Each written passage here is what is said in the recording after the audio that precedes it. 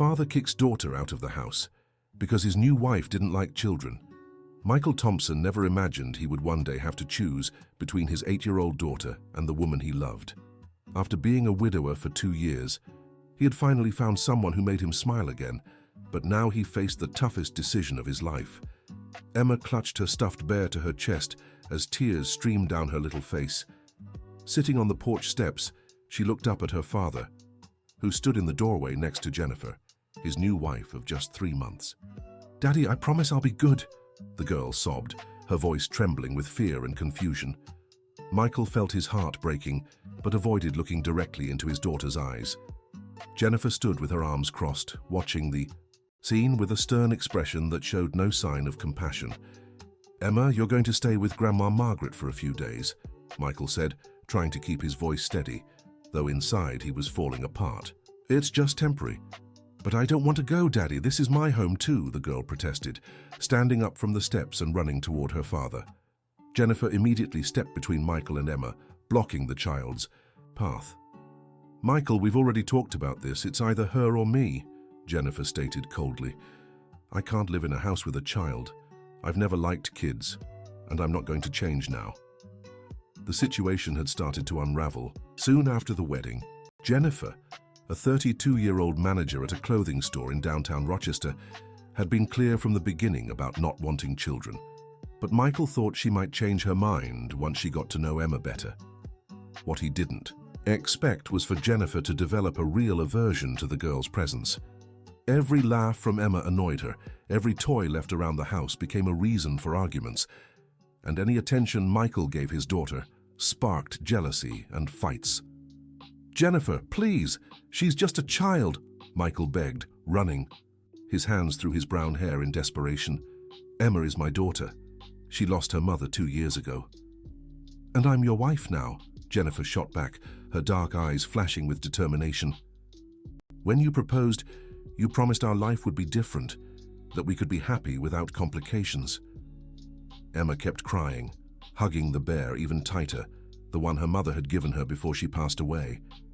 The toy was her greatest treasure, the only tangible connection she still had to Sarah, her mum.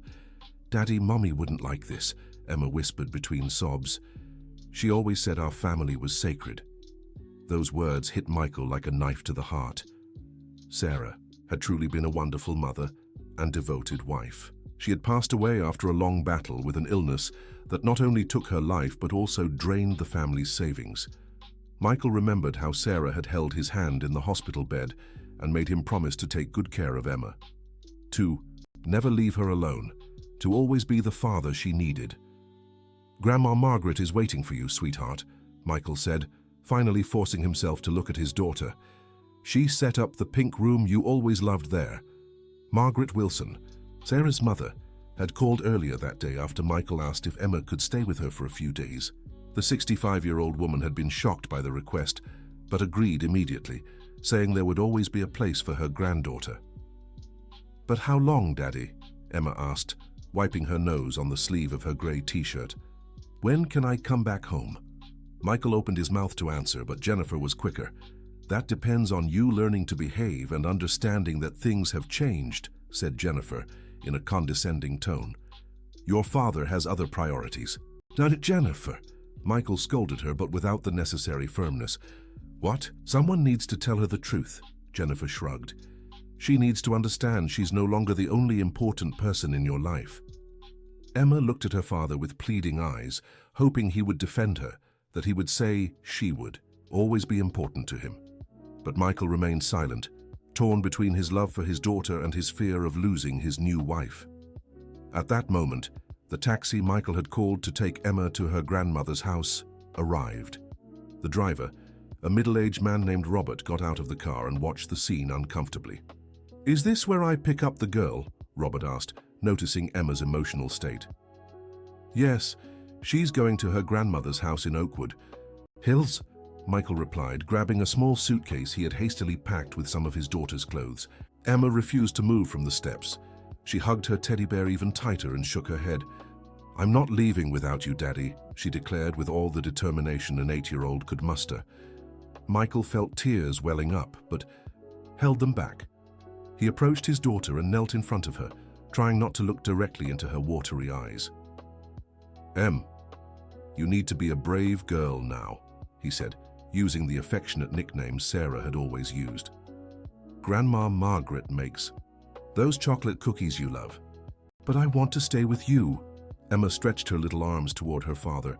"Please, Daddy, I promise I'll stay quiet in my room. She won't even know I'm here."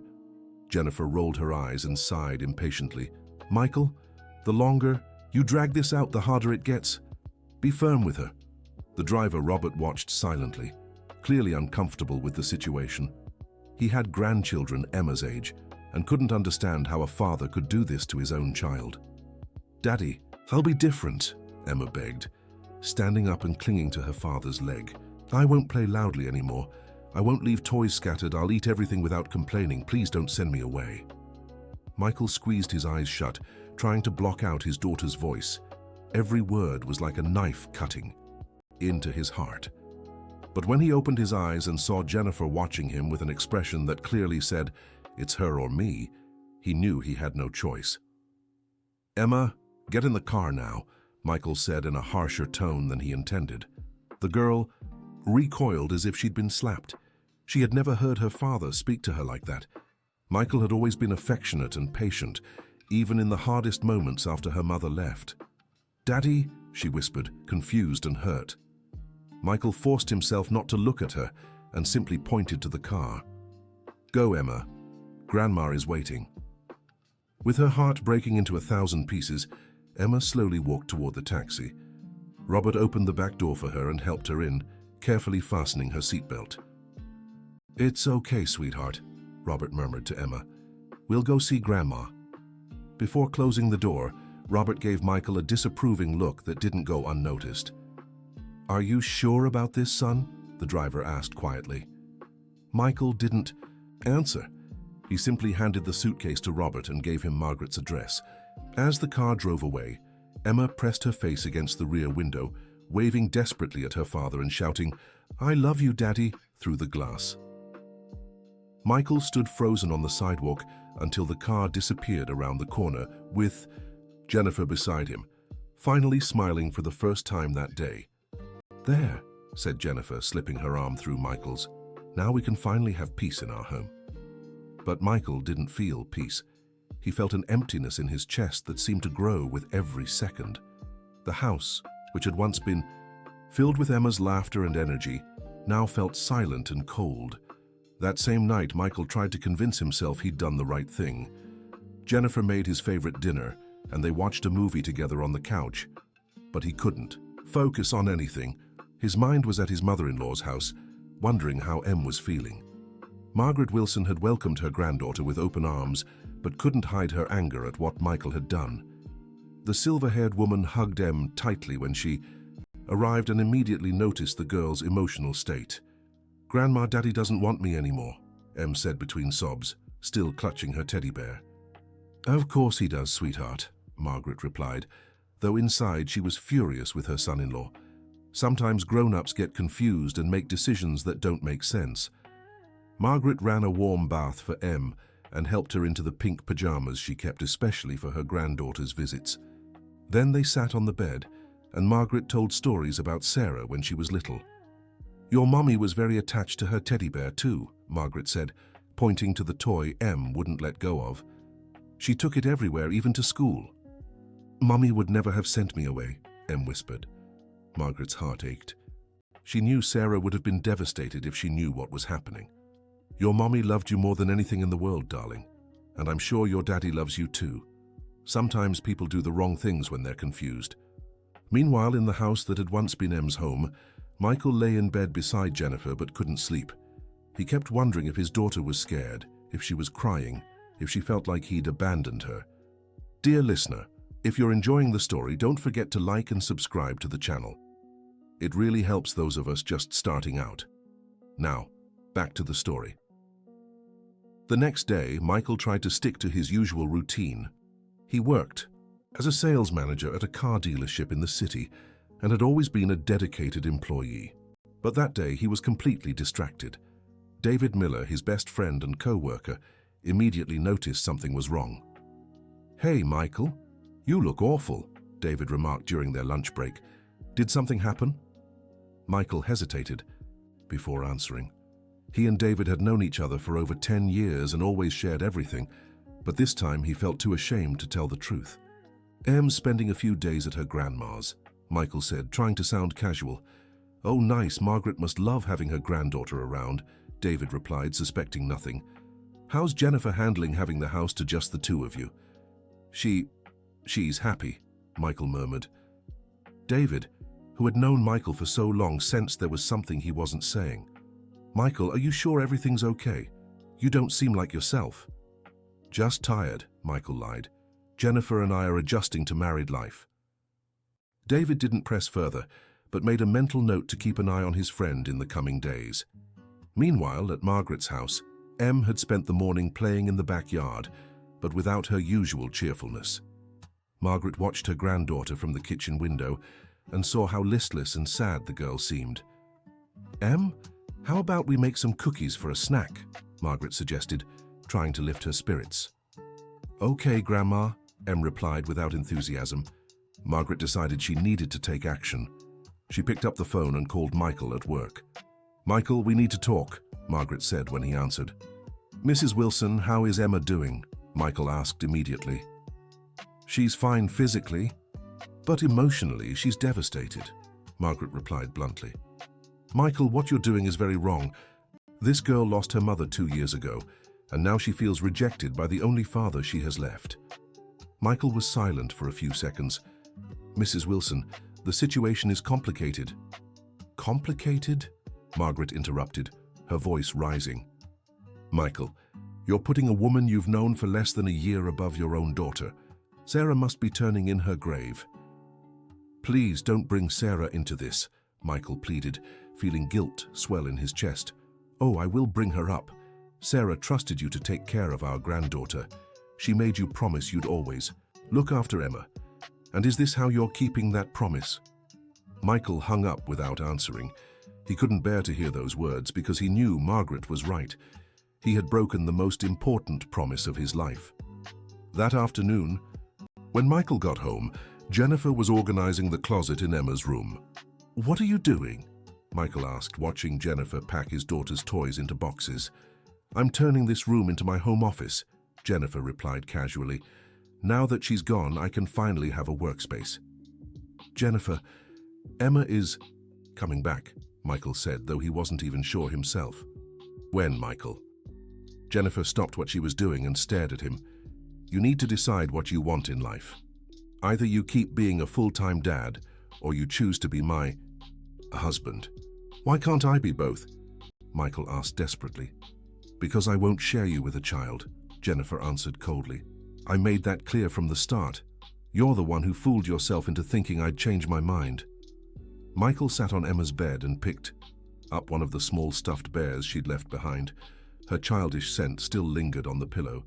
"She's my daughter, Jennifer. I can't just abandon her." "You're not abandoning her. Her grandmother is taking good care of her. And let's be honest, Michael, that old woman has way more patience for kids than I do." "Margaret isn't old. She's 65 and works all day at the fabric store," Michael defended automatically. "Exactly. She has experience with kids. I don't, and I don't want to." Jennifer went back to packing the toys. "Michael, when you proposed, you said you wanted a fresh start. That you wanted to leave the past behind and build something new with me. But Emma isn't the past. She's my present and my future," Michael protested. "To me, she's an obstacle," Jennifer stated, without hesitation. "And if you can't see that, maybe we got married too quickly." Those words hit Michael like a punch to the gut. The thought of losing Jennifer terrified him. After 2 years alone raising Emma and trying to cope with grief, meeting Jennifer had been like seeing the sun after a long storm. "Jennifer, please, let's talk about this," he begged. "There's nothing to talk about, Michael. The choice is yours. Either you pick being a single dad raising a traumatized child, or you choose to be my husband and we build a peaceful, happy life together." That night, Michael barely touched the dinner Jennifer had made. He kept wondering what Emma was eating at Margaret's house, whether she missed him, whether she cried herself to sleep. Around 10, he couldn't take it anymore and called Margaret. "Hello," she answered. "Mrs. Margaret, it's me, Michael. How is Emma doing?" "She's already asleep, but it took her a long time to fall asleep," Margaret replied, her voice still cold. "She kept asking me all night when you were coming to pick her up." "And what did you tell her?" "That I didn't know," Margaret said honestly. "Because I really don't, Michael. Do you?" Michael fell silent. "Michael, this girl needs stability. She can't be left in limbo, not knowing if she has a home or not." "I know, Mrs. Margaret. I just need a few more days to sort some things out." "Sort it out quickly, Michael, because I won't stand by and watch my granddaughter suffer for much longer." The next morning, Michael woke up with a tightness in his chest. He had dreamed of Sarah all night. In the dream, she was sitting on the edge of Emma's bed, stroking their daughter's hair and singing the lullaby she always used to sing before bedtime. In the dream, Sarah looked at Michael with a disappointment he had never seen on his wife's face before. "You promised, Michael," she had said in the dream. "You held my hand and promised you'd always take care of her." Michael woke up with tears in his eyes, but when he saw Jennifer sleeping beside him, he tried to push those thoughts away. He got up quietly and went to take a shower, mentally preparing himself for another day of pretending he had done the right thing. At work, David kept noticing his friend's strange behavior. Michael was making careless mistakes, forgetting appointments, and always seemed distracted. "Michael, are you sure you don't want to talk about what's going on?" David insisted during their break. Michael was about to make up another excuse when his phone rang. It was Margaret. "Michael, you need to come pick up Emma today," Margaret said as soon as he answered. "What happened? Is she okay?" Michael asked, immediately alarmed. "Physically, yes, but she has a fever and hasn't stopped crying since last night. She keeps asking for her father." Michael felt his heart race. "I'll be right there." "Michael, and bring a permanent solution. This girl can't keep living in uncertainty." When Michael hung up, David was looking at him with concern. "What happened with Emma?" David asked. Michael could no longer hide the truth from his friend. "David, I've done something terrible," Michael confessed, his voice breaking. "I sent Emma away because Jennifer doesn't like children." David's eyes widened in disbelief. "You did what?" "Jennifer gave me an ultimatum, either Emma or her, and I chose Jennifer." David was silent for a few seconds, processing what he had just heard. "Michael, have you completely lost your mind?" David said, his voice rising. "Emma is your daughter. She's 8 years old and lost her mother 2 years ago." "I know, David, but you don't understand. I can't lose Jennifer too. I can't bear being alone again." "Alone?" "Michael, you were never alone. You always had Emma." Michael began to cry right there in the middle of the dealership. "I don't know what to do anymore, David. I love Jennifer, but I also love my daughter. How do I choose between the two people I love most in the world?" "Michael, you don't choose," David said firmly. "A father doesn't choose between his wife and his child. The child always comes first. Always. But if I choose Emma, I'll lose Jennifer. And if you choose Jennifer, you'll lose your daughter forever," David shot back. "Michael, Emma is your flesh and blood. She's a part of you and Sarah. Jennifer is a woman you've known for less than a year, and she's demanding you abandon your own daughter. Doesn't that seem wrong to you?" Michael had never thought of it that way. He was so in love with Jennifer and so desperate not to be alone that he hadn't stopped to think about what she was asking of him. "I'll have to leave early today," said Michael, wiping away his tears. "Emma is sick. Go pick up your daughter and bring her home, Michael, where she should have been all along." Michael left work and drove to Margaret's house with his heart pounding. He didn't know how he would face his mother-in-law after everything he had done. When he arrived at Margaret's house, a simple but well-kept home in Oakwood Hills, he took a deep breath before ringing the doorbell. Margaret opened the door with a stern expression. "She's in her room running a fever and calling for you," said Margaret, stepping aside to let him in.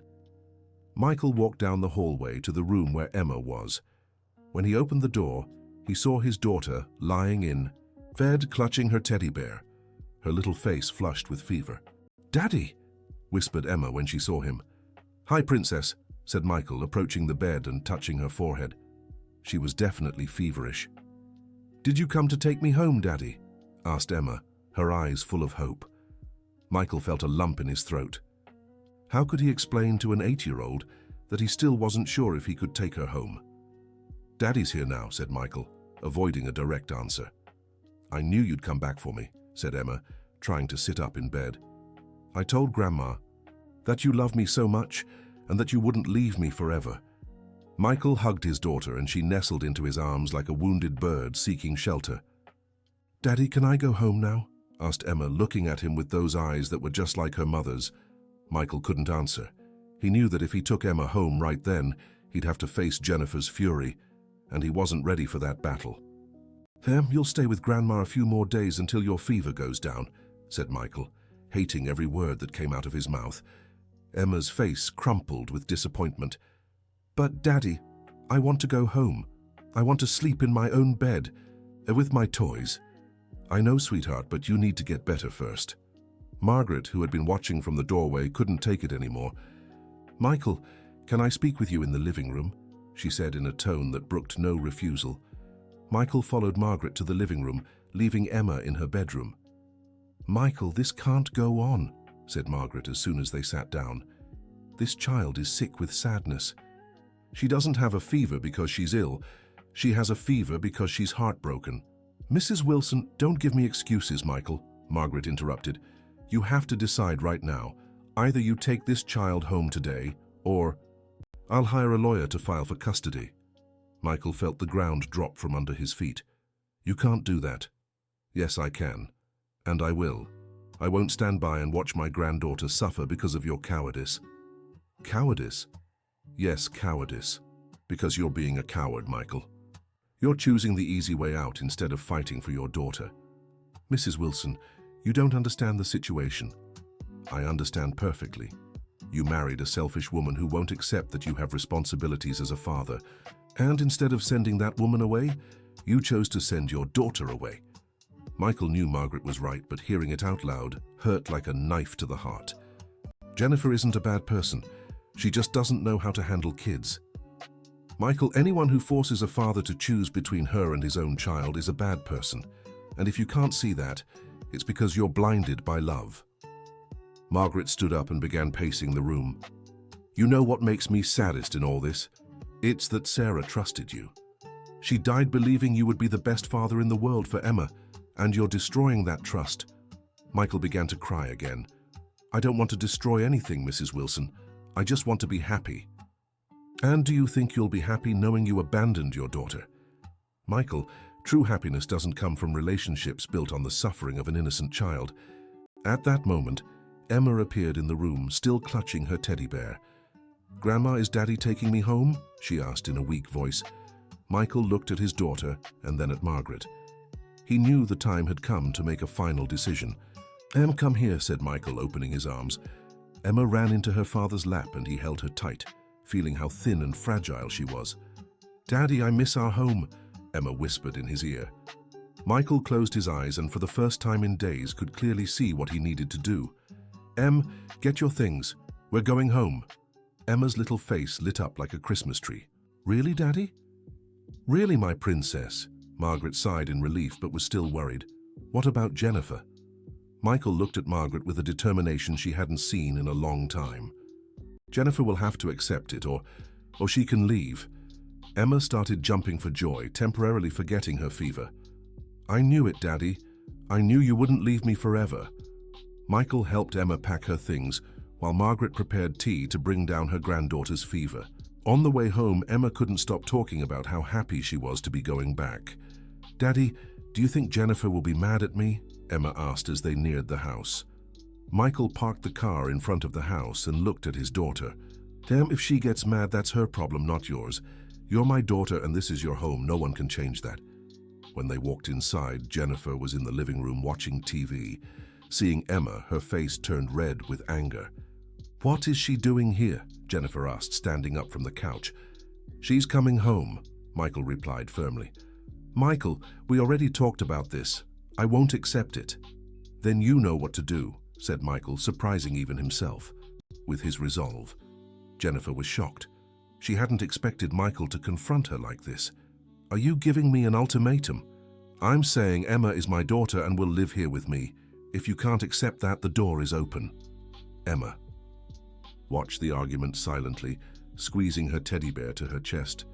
Michael, are you choosing a child over your wife? Jennifer asked, incredulous. I'm choosing to be a father, Michael replied, something I should never have stopped being. Jennifer stared at Michael as if she didn't recognize him. You'll regret this, Michael. You'll be alone again raising a difficult child, and you'll remember what you lost. The only difficult one here is you, Jennifer, Michael said, finally seeing the woman he had married clearly. Emma is a wonderful, loving, and caring child. The problem was never her. The problem was always you. Jennifer was speechless for a few seconds. Michael, if she stays, I'm leaving, Jennifer threatened. Then goodbye, Michael said, surprising everyone, including himself. Jennifer hadn't expected that response. She had used that threat many times before, and Michael had always given. And this time, though, something had changed. You're not serious, Jennifer said, trying to stay in control. I am. Jennifer, you made me choose between you and my daughter, and I choose my daughter. I'll always choose my daughter. Emma, who had been quiet until then, moved closer to her father and held his hand. Daddy, I love you, she whispered. Michael knelt down and hugged his daughter. I love you too, my princess, and I'll never let anyone separate us again. Jennifer watched the scene with a mix of anger and disbelief. Michael, you're destroying our marriage over a child who isn't even... Be careful what you say next, Michael interrupted, standing up and looking at Jennifer with a firmness she had never seen before. She is my daughter. And if you can't respect that, then you really don't belong here. Jennifer realized she had lost. She went upstairs and started packing, slamming drawers and cabinets in anger. Daddy, is she really leaving? Emma asked quietly. It seems so, sweetheart. Are you sad? Michael looked at his daughter and smiled for the first time in days. No, Em. I'm relieved. An hour later, Jennifer came downstairs with 2 large suitcases. Michael, this is your last chance. Send the girl back to her grandmother's house and we can work this out. Jennifer, the only thing that needs to be worked out here is you finding a place to live, Michael said calmly. You'll regret this for the rest of your life, Jennifer said before leaving, slamming the door behind her. As soon as Jennifer was gone, Emma hugged her father. Daddy, is it just the 2 of us again? Yes, my princess, as it always should have been. That night, Michael helped Emma settle back into her room. They rearranged the toys Jennifer had packed away, and Michael told her a bedtime story, something he hadn't done since marrying Jennifer. Daddy, Emma said as he was about to leave the room. Yes, sweetheart. Thank you for choosing me. Michael felt his eyes well up. Em, I'll always choose you, always. Dear listener, if you're enjoying the story, don't forget to like and especially subscribe to the channel. It helps us a lot as we're just starting out. Now continuing. In the days that followed, Michael had to deal with a series of practical complications from the separation. Jennifer had taken several items from the house, including some appliances she claimed to have bought. On top of that, she started telling mutual acquaintances that Michael had chosen his daughter over their marriage, painting herself as the victim. Some people who knew the couple began questioning Michael's decision. During lunch at Jennifer's parents' house, where Michael went to pick up some things she had forgotten, he had to face his in-laws. Michael, don't you think you were a bit too extreme? Asked Susan, Jennifer's mother. Jennifer is devastated. Mrs. Johnson, with all due respect, Jennifer forced me to choose between her and my daughter, Michael explained. What kind of choice is that? But you could have found a middle ground, insisted Thomas, Jennifer's father. Maybe the girl could have stayed at her grandmother's on weekends or something. Michael felt his anger rise. Emma isn't a pet I can visit when it's convenient. She's my daughter and needs a stable home. No one's saying she's a pet, Susan said, trying to soften the tone. But you have to understand, Jennifer has no experience with children. It's hard for her to adjust. And is it easy for Emma to lose her father? Michael shot back. Mrs. Johnson, your daughter gave me an impossible ultimatum. Either I gave up my daughter or she would leave. I made the only choice a father could make. When Michael left his former in-law's house, he realized he would have to face many more conversations like that. Some people simply couldn't understand how a child could be more important than a romantic relationship. At the dealership, things were also complicated. Some colleagues had learned about the separation and were divided in their opinions. While David fully supported Michael's decision, others thought he had been too extreme. "Michael, don't... You think you could have tried couples therapy?" suggested Rachel, a co-worker. "Sometimes these adjustment issues resolve themselves with time." "Rachel, do you have children?" Michael asked. "I have 2. And if your husband told you that you had to choose between him and your kids, what would you do?" Rachel fell silent for a few seconds. "I see your point," she admitted, but not everyone was as understanding. Some clients at the dealership who had known Michael for years also commented on his personal situation.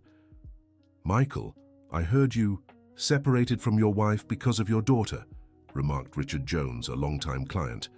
"Don't you think that was too hasty?"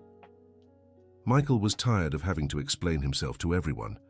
"Mr. Jones, with all due respect, my personal life isn't up for discussion here at work," Michael said, remaining polite but firm. "I'm not judging, son. I just think you should think twice. A good woman is hard to find." "So is a daughter," Michael replied. At home, Emma was readjusting to normal life, but Michael noticed the experience had left its mark. She clung to him more, afraid he might change his mind again. "Daddy, you're not going to get married again, right?" Emma asked one evening, as Michael helped her with homework. "Why do you ask, sweetheart?"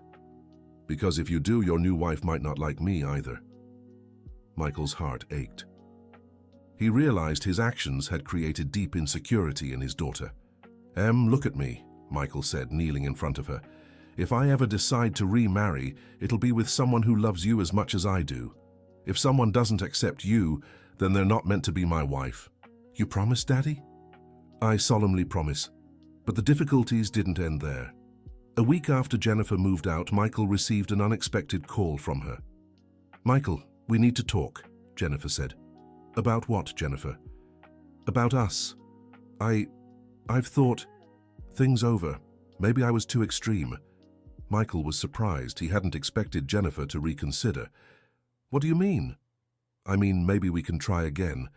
I can try to adjust to Emma's presence." Michael hesitated. Part of him felt relief hearing those words. Even though he knew he'd done the right thing by choosing Emma, he missed Jennifer and her companionship. "Jennifer, are you sure about this? Because I won't put Emma through another unstable situation." "I'm sure. I've been staying at my sister's place and had time to think. I love you, Michael, and I want our marriage to work." Michael was confused. All week, he'd convinced himself he'd made the right choice and was better off without Jennifer. But hearing her voice again stirred up all the feelings he'd tried to suppress. "When do you want to talk?" Michael asked. "Tonight. Is Emma there?" "Yes, she's doing homework." "Then how about we meet somewhere neutral? That coffee shop. Near your place?"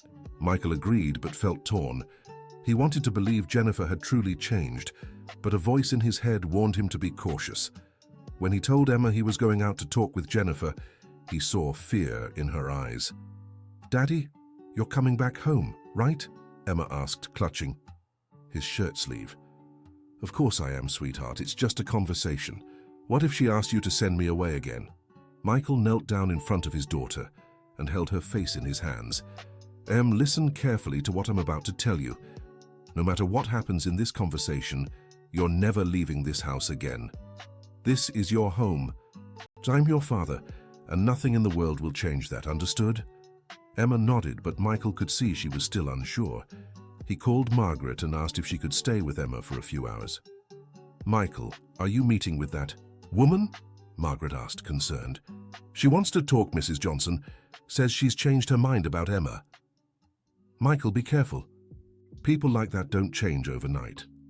"I know, Mrs. Johnson, but I at least need to hear what she has to say." Margaret arrived at the house half an hour later, and Michael went to the coffee shop. Jennifer was already there when he arrived, sitting at a corner table, wearing the blue dress he always loved on her. "Hi," Jennifer said as he approached, with a shy smile he hadn't seen in weeks. "Hi," Michael replied, sitting across from her. Are you okay? You've lost weight, Jennifer remarked. I'm fine, and you? Not great. Michael, this week without you has been awful. I felt lost, alone. My sister's house isn't my home, my life is with you. Michael felt his heart race. For a moment he remembered all the good times they'd shared before Emma became an issue between them. Jennifer, what made you change your mind? A week ago you said you couldn't live in the same house as Emma. Jennifer sighed and stirred her coffee. I talked a lot with my sister. She made me see that maybe I was being selfish, that real love requires sacrifices. And now you're willing to make those sacrifices. I'm willing to try, Michael. It won't be easy for me because I'm really not good with kids. But if it means being with you, I want to try. Michael wanted to believe her. He really wanted to believe they could be a happy family. How can I be sure you won't change your mind again? Michael asked. Because I've learned that losing you was worse than dealing with the difficulties of the situation, Jennifer replied, reaching across the table to touch his hand. Michael felt the familiarity of that touch and, for a moment, allowed himself to imagine having Jennifer back home. Jennifer, if you come back, some things will have to change, Michael said. What kind of things? You'll have to accept that Emma is my priority, that she'll always come first, and you'll have to treat her with kindness and respect. I understand that now, Michael, and I'm willing to accept it. And one more important thing, no ultimatums. If you're uncomfortable with something related to Emma, we talk it through and solve it together. But you can never make me choose between the two of you again. I completely agree, Jennifer said quickly. Michael stayed silent for a few minutes, thinking. Part of him really wanted to believe Jennifer had truly changed. He'd felt so alone that week, even with Emma around. He missed Jennifer's adult companionship. I need to talk to Emma before making any decisions, Michael finally said. Jennifer's face lit up. So you're considering giving me a second chance? I'm considering it, yes. But if you come back, Jennifer, there can't be any more slip-ups. Emma has already suffered enough. I promise I'll be different, Michael. I'll make this work. They talked for another hour, with Jennifer being very affectionate and promising many changes. When Michael returned home, Margaret was in the living room reading a book while Emma watched cartoons. How did it go? Asked Margaret when Emma left the room to go to the bathroom. She says she wants to try again, that she'll accept Emma. Margaret looked skeptical. Michael, women like that don't change. She's only coming back because she realized you didn't chase after her like she expected. Mrs. Wilson, maybe she really has learned. Maybe she deserves a second chance. And if she hasn't changed, what if it's all a lie? Are you going to put Emma at risk again? Michael fell silent. Margaret had a point. I'll talk to Emma and see what she thinks. Margaret shook her head disapprovingly but said nothing more. When Margaret left, Michael sat beside Emma on the couch. Emma, I need to talk to you about something important. Emma immediately tensed up. What is it, Dad? Jennifer wants to come back home. She says she's changed her mind about you and wants to try being a family again. Emma's face closed off. I don't want her to, Dad. Why, sweetheart? Because she doesn't like me. She's just pretending so you'll take her back. Michael was surprised by his daughter's maturity. People can change sometimes. Maybe she's learned. Dad, do you want her to come back? Emma asked, looking straight into his eyes. Michael hesitated. He didn't want to lie to her, but he also didn't want to sway her. I want us to be happy, sweetheart, all of us. But if she comes back and is mean to me again, will you send me away like before? Never, Em. I promise that will never happen again. Even if she cries and makes a scene? Even then? Emma thought for a few seconds. Okay, if you want her to come back, I'll let her. But if she's mean to me, you have to make her leave again. Michael hugged his daughter, moved by her generosity. Are you sure, Princess? I am. I just want you to be happy, Dad. The next day, Michael called Jennifer and told her she could come home. Jennifer was overjoyed and said she'd arrive by evening. Throughout the day, Michael felt uneasy, wondering if he was doing the right thing. David, when he heard the news, was concerned. Michael, are you sure about this? David asked over lunch. I'm not sure about anything, David, but everyone deserves a second chance. Not everyone, Michael, especially when a child is involved.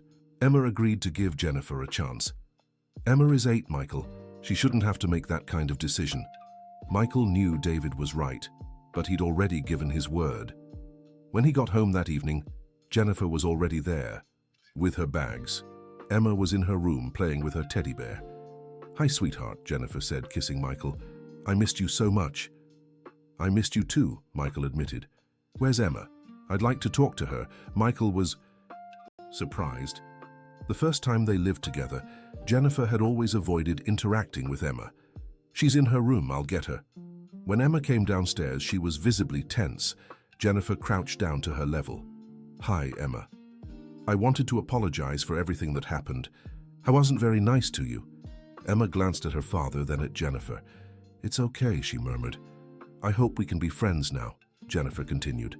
"Maybe you can teach me about the toys you like, and I can show you some things." "I know." Emma nodded, but Michael could tell she wasn't convinced. In the first few weeks, Jennifer did seem to be trying. She talked to Emma, asked about school, and even helped with some homework. Michael started to believe she might have really changed.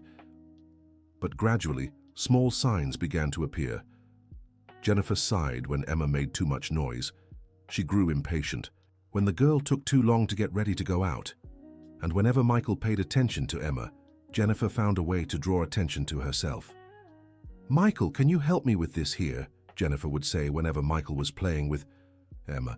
"Michael, did you forget we had plans today?" She'd ask when Michael promised to do something with his daughter. Emma began to notice that Jennifer was only pretending to be nice. The girl grew quieter and more withdrawn, trying not to bother anyone to avoid causing trouble. "Daddy, can I talk to you?" Emma asked one night after dinner. "Of course, sweetheart, what is it?" "Jennifer doesn't really like me, does she?" Michael was alarmed. "Why would you say that, Em?" "Because when you're not around, she looks at me differently. And whenever I'm playing with you, she finds something else for you to do." Michael felt a tightness in his chest. He'd noticed these things too, but tried to convince himself he was imagining it. "Em, maybe she's still adjusting." "Daddy, do you think she really changed, or is she just pretending?" Michael didn't know how to answer. Deep down, he was also starting to suspect Jennifer was just playing a role. "Let's give her a little more time to adjust, okay?" he said, more to himself than to Emma. But time only confirmed Emma's fears. Jennifer grew increasingly impatient and irritated by the girl's presence. She no longer made mean comments outright, but her body language and expressions made her feelings clear. "Michael, can't Emma play somewhere else?" Jennifer would ask when they were watching TV, and Emma wanted to show her father a drawing. "Michael, do you have to take Emma to her grandmother's every weekend?" she complained when Michael made plans that included his daughter.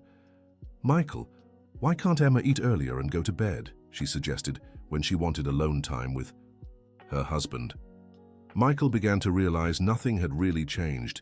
Jennifer had just learned to be more subtle in her rejection of Emma. The situation reached its breaking point one Saturday morning. Michael had promised to take Emma to the park, but Jennifer said she wasn't feeling well and needed him to stay home to take care of her. "Michael, my head is pounding. Can't you cancel the trip with Emma and stay here with me?" Jennifer asked, lying in bed with a dramatic expression. "Jennifer, I promised Emma. She's been getting ready for an hour. But I'm sick, Michael. Your wife is sick, and you're prioritizing a trip to the park." Michael was torn.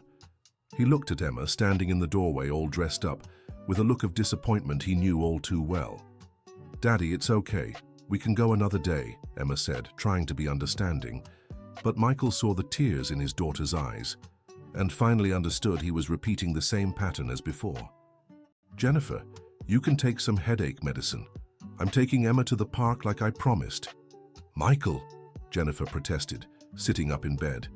"I can't believe you're leaving me here sick to go out with her." "Jennifer, you're not sick." "You're jealous." "Jealous?" Jennifer shouted. "I'm not jealous of a child." "Yes, you are, and it has to stop." Jennifer realized she'd been exposed. She stayed silent for a few seconds before bursting into tears. "Michael, I tried. I really tried to like her. But I can't share you with her." Michael looked at Emma, who was listening from the doorway. "Em, go to your room for a few minutes." Dad and Jennifer need to talk. Emma obeyed, but Michael could see she was very upset.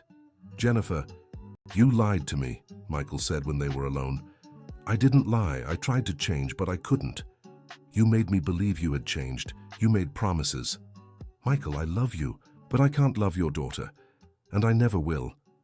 Michael felt as if a bucket of cold water had been poured over him. All the hope he had nurtured over the past weeks vanished in that moment. Then there's nothing left to discuss, Michael said calmly. What do you mean? I mean our story is over, Jennifer. For real this time. Michael, don't be extreme. We can find a solution. What solution, Jennifer? You just said you'll never be able to love my daughter. What kind of family would that be? A family where you have to choose what's most important to you. Michael looked at Jennifer and saw clearly who she really was. I've already chosen Jennifer, and my choice is final. Michael, Jennifer, I want you to leave the house today, and this time, don't come back. Jennifer realized she had completely lost.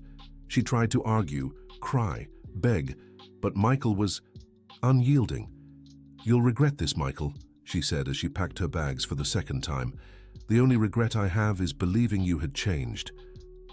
After Jennifer left for good, Michael went to Emma's room. She was sitting on the bed, hugging her teddy bear and staring out the window. Em? Hi, Dad. Jennifer is gone for good this time. Emma looked at her father with sad eyes. Are you sad, Dad? Michael sat on the bed beside his daughter. A little, sweetheart, but I'm also relieved. Why? Because now I'm sure I made the right decision. That you're the most important person in my life and nothing will change that.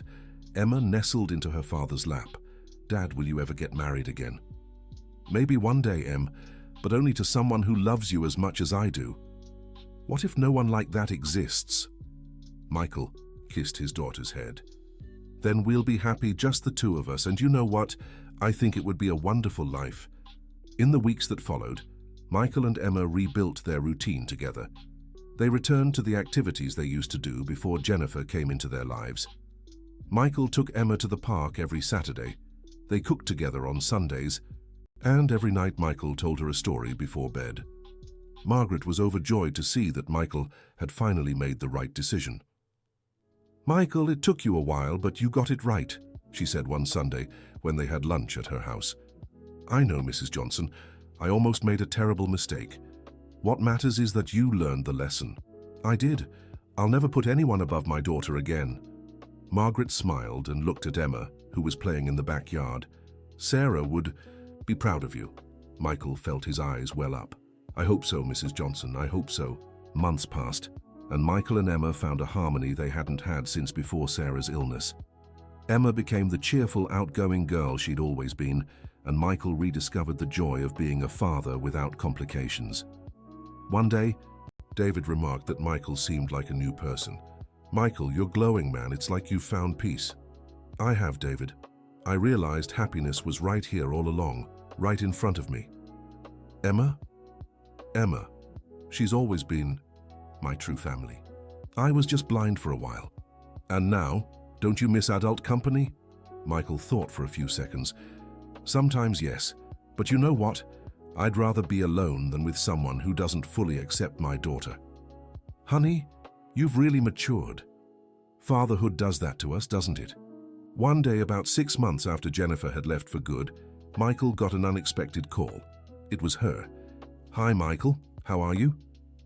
Hi, Jennifer. I'm good. And you? I'm good too. Michael, I called because I wanted to apologize. For real this time. Michael was surprised. Apologize for what? For everything. For being so selfish. For trying to come between you and your daughter. For lying about changing. I was wrong about everything.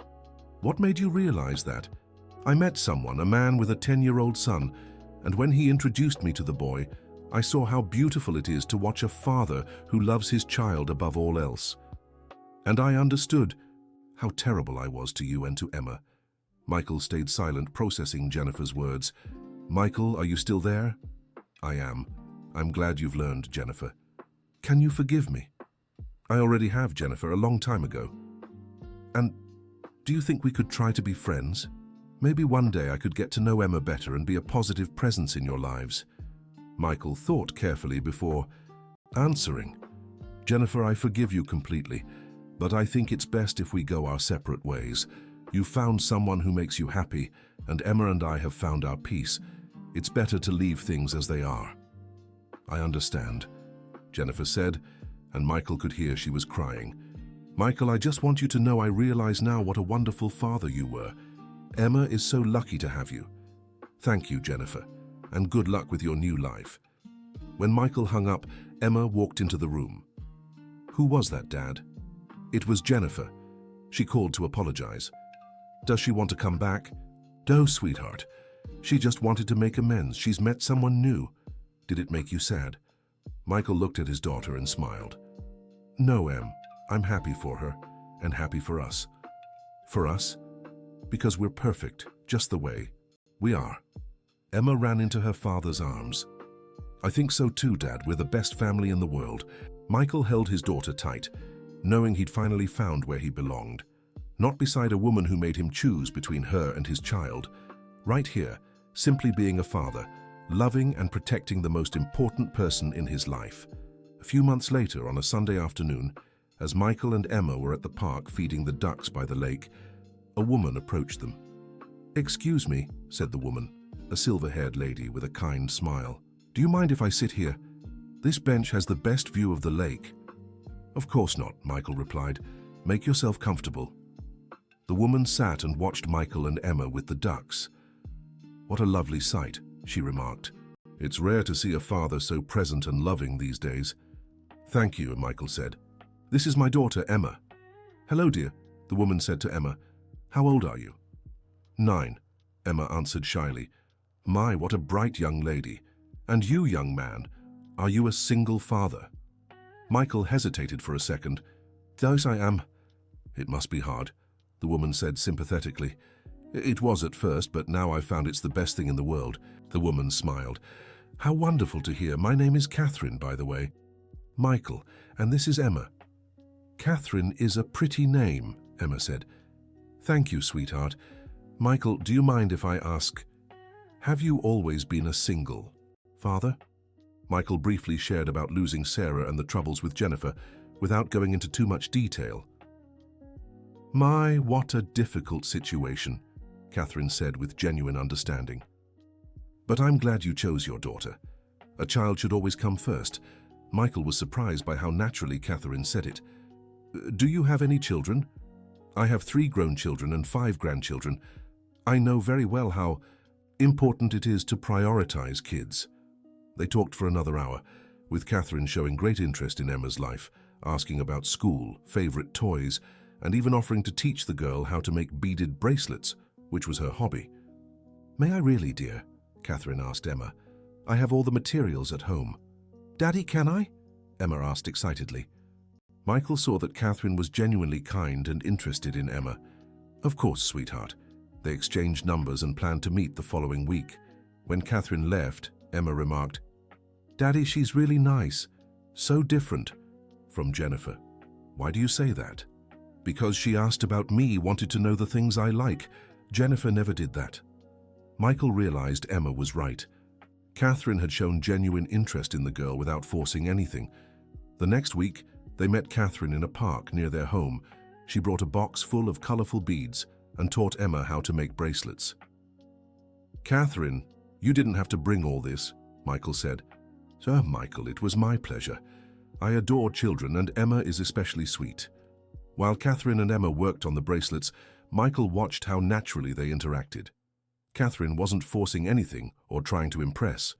She genuinely enjoyed Emma's company.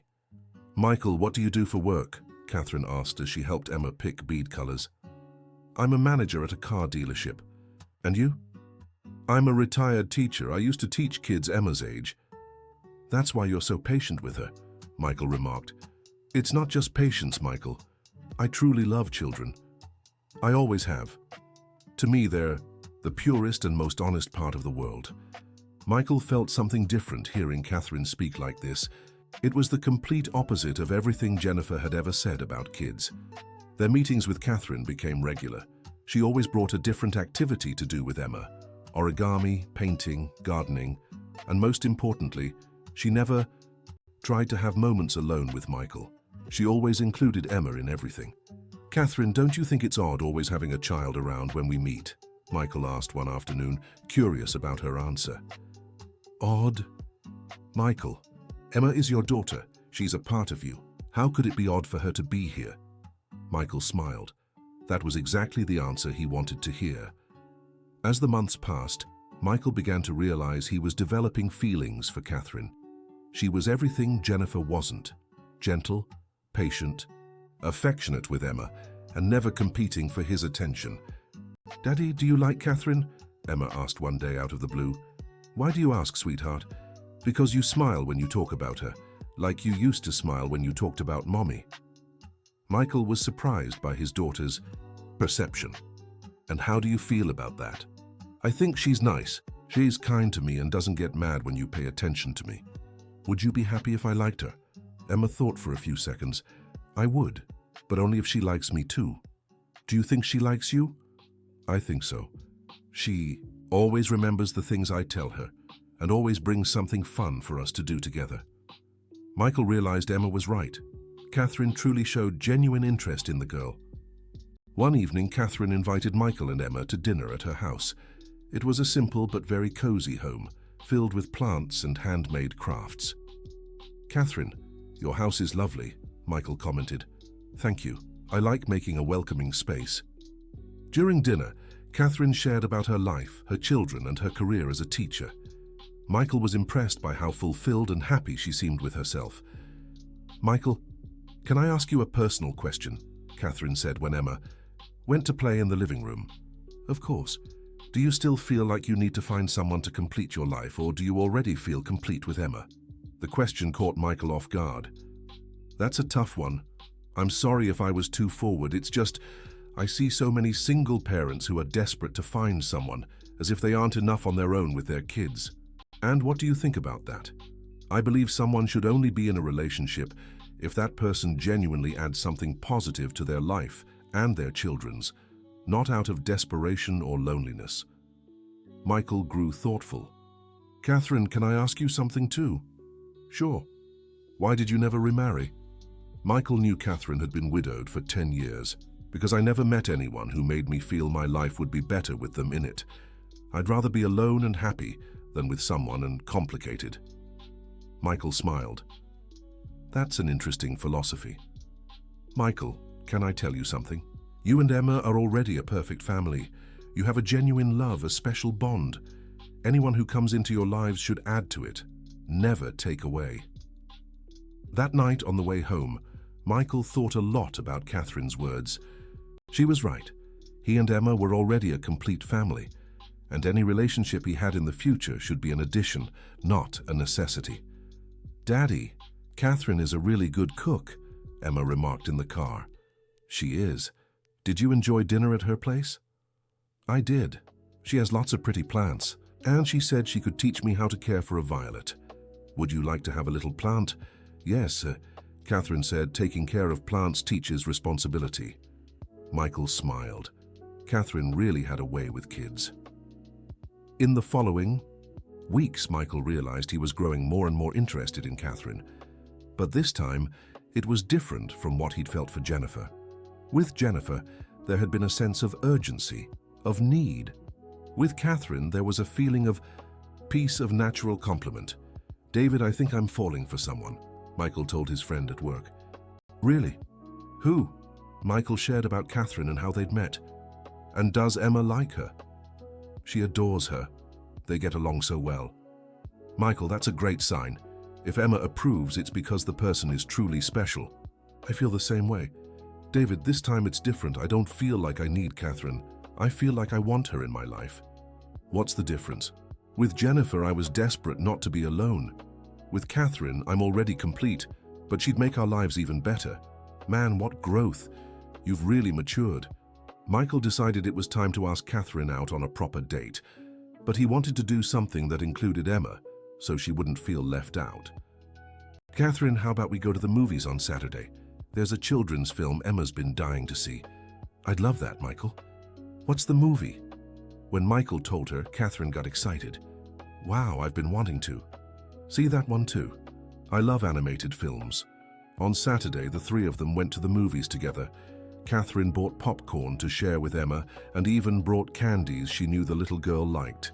During the film, Michael watched Catherine and Emma laughing together at the funny scenes, and he felt a sense of wholeness he'd never experienced before. After the movie, they went for ice cream at Emma's favorite shop. "Catherine, do you have a boyfriend?" Emma asked out of the blue, making Michael nearly choke on his ice cream. "Emma," Michael said, embarrassed. "It's okay, Michael," Catherine laughed. "No, sweetheart, I don't have a boyfriend." "Why?" "Because I haven't met someone special enough yet." "And what would this person need to have to be special?" Michael was curious to hear her answer.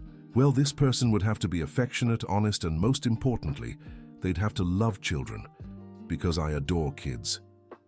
Emma looked at her father with a mischievous smile. "Daddy loves kids," she said. "Emma," Michael said, blushing. Catherine laughed heartily. "I know your father loves kids, sweetheart. He's a wonderful dad." That night, Michael put Emma to bed and kept thinking about whether he should talk to Catherine about his feelings. He was afraid of ruining the friendship they had built. The next day, Michael called Margaret to ask for advice. "Mrs. Wilson, can I talk to you about something?"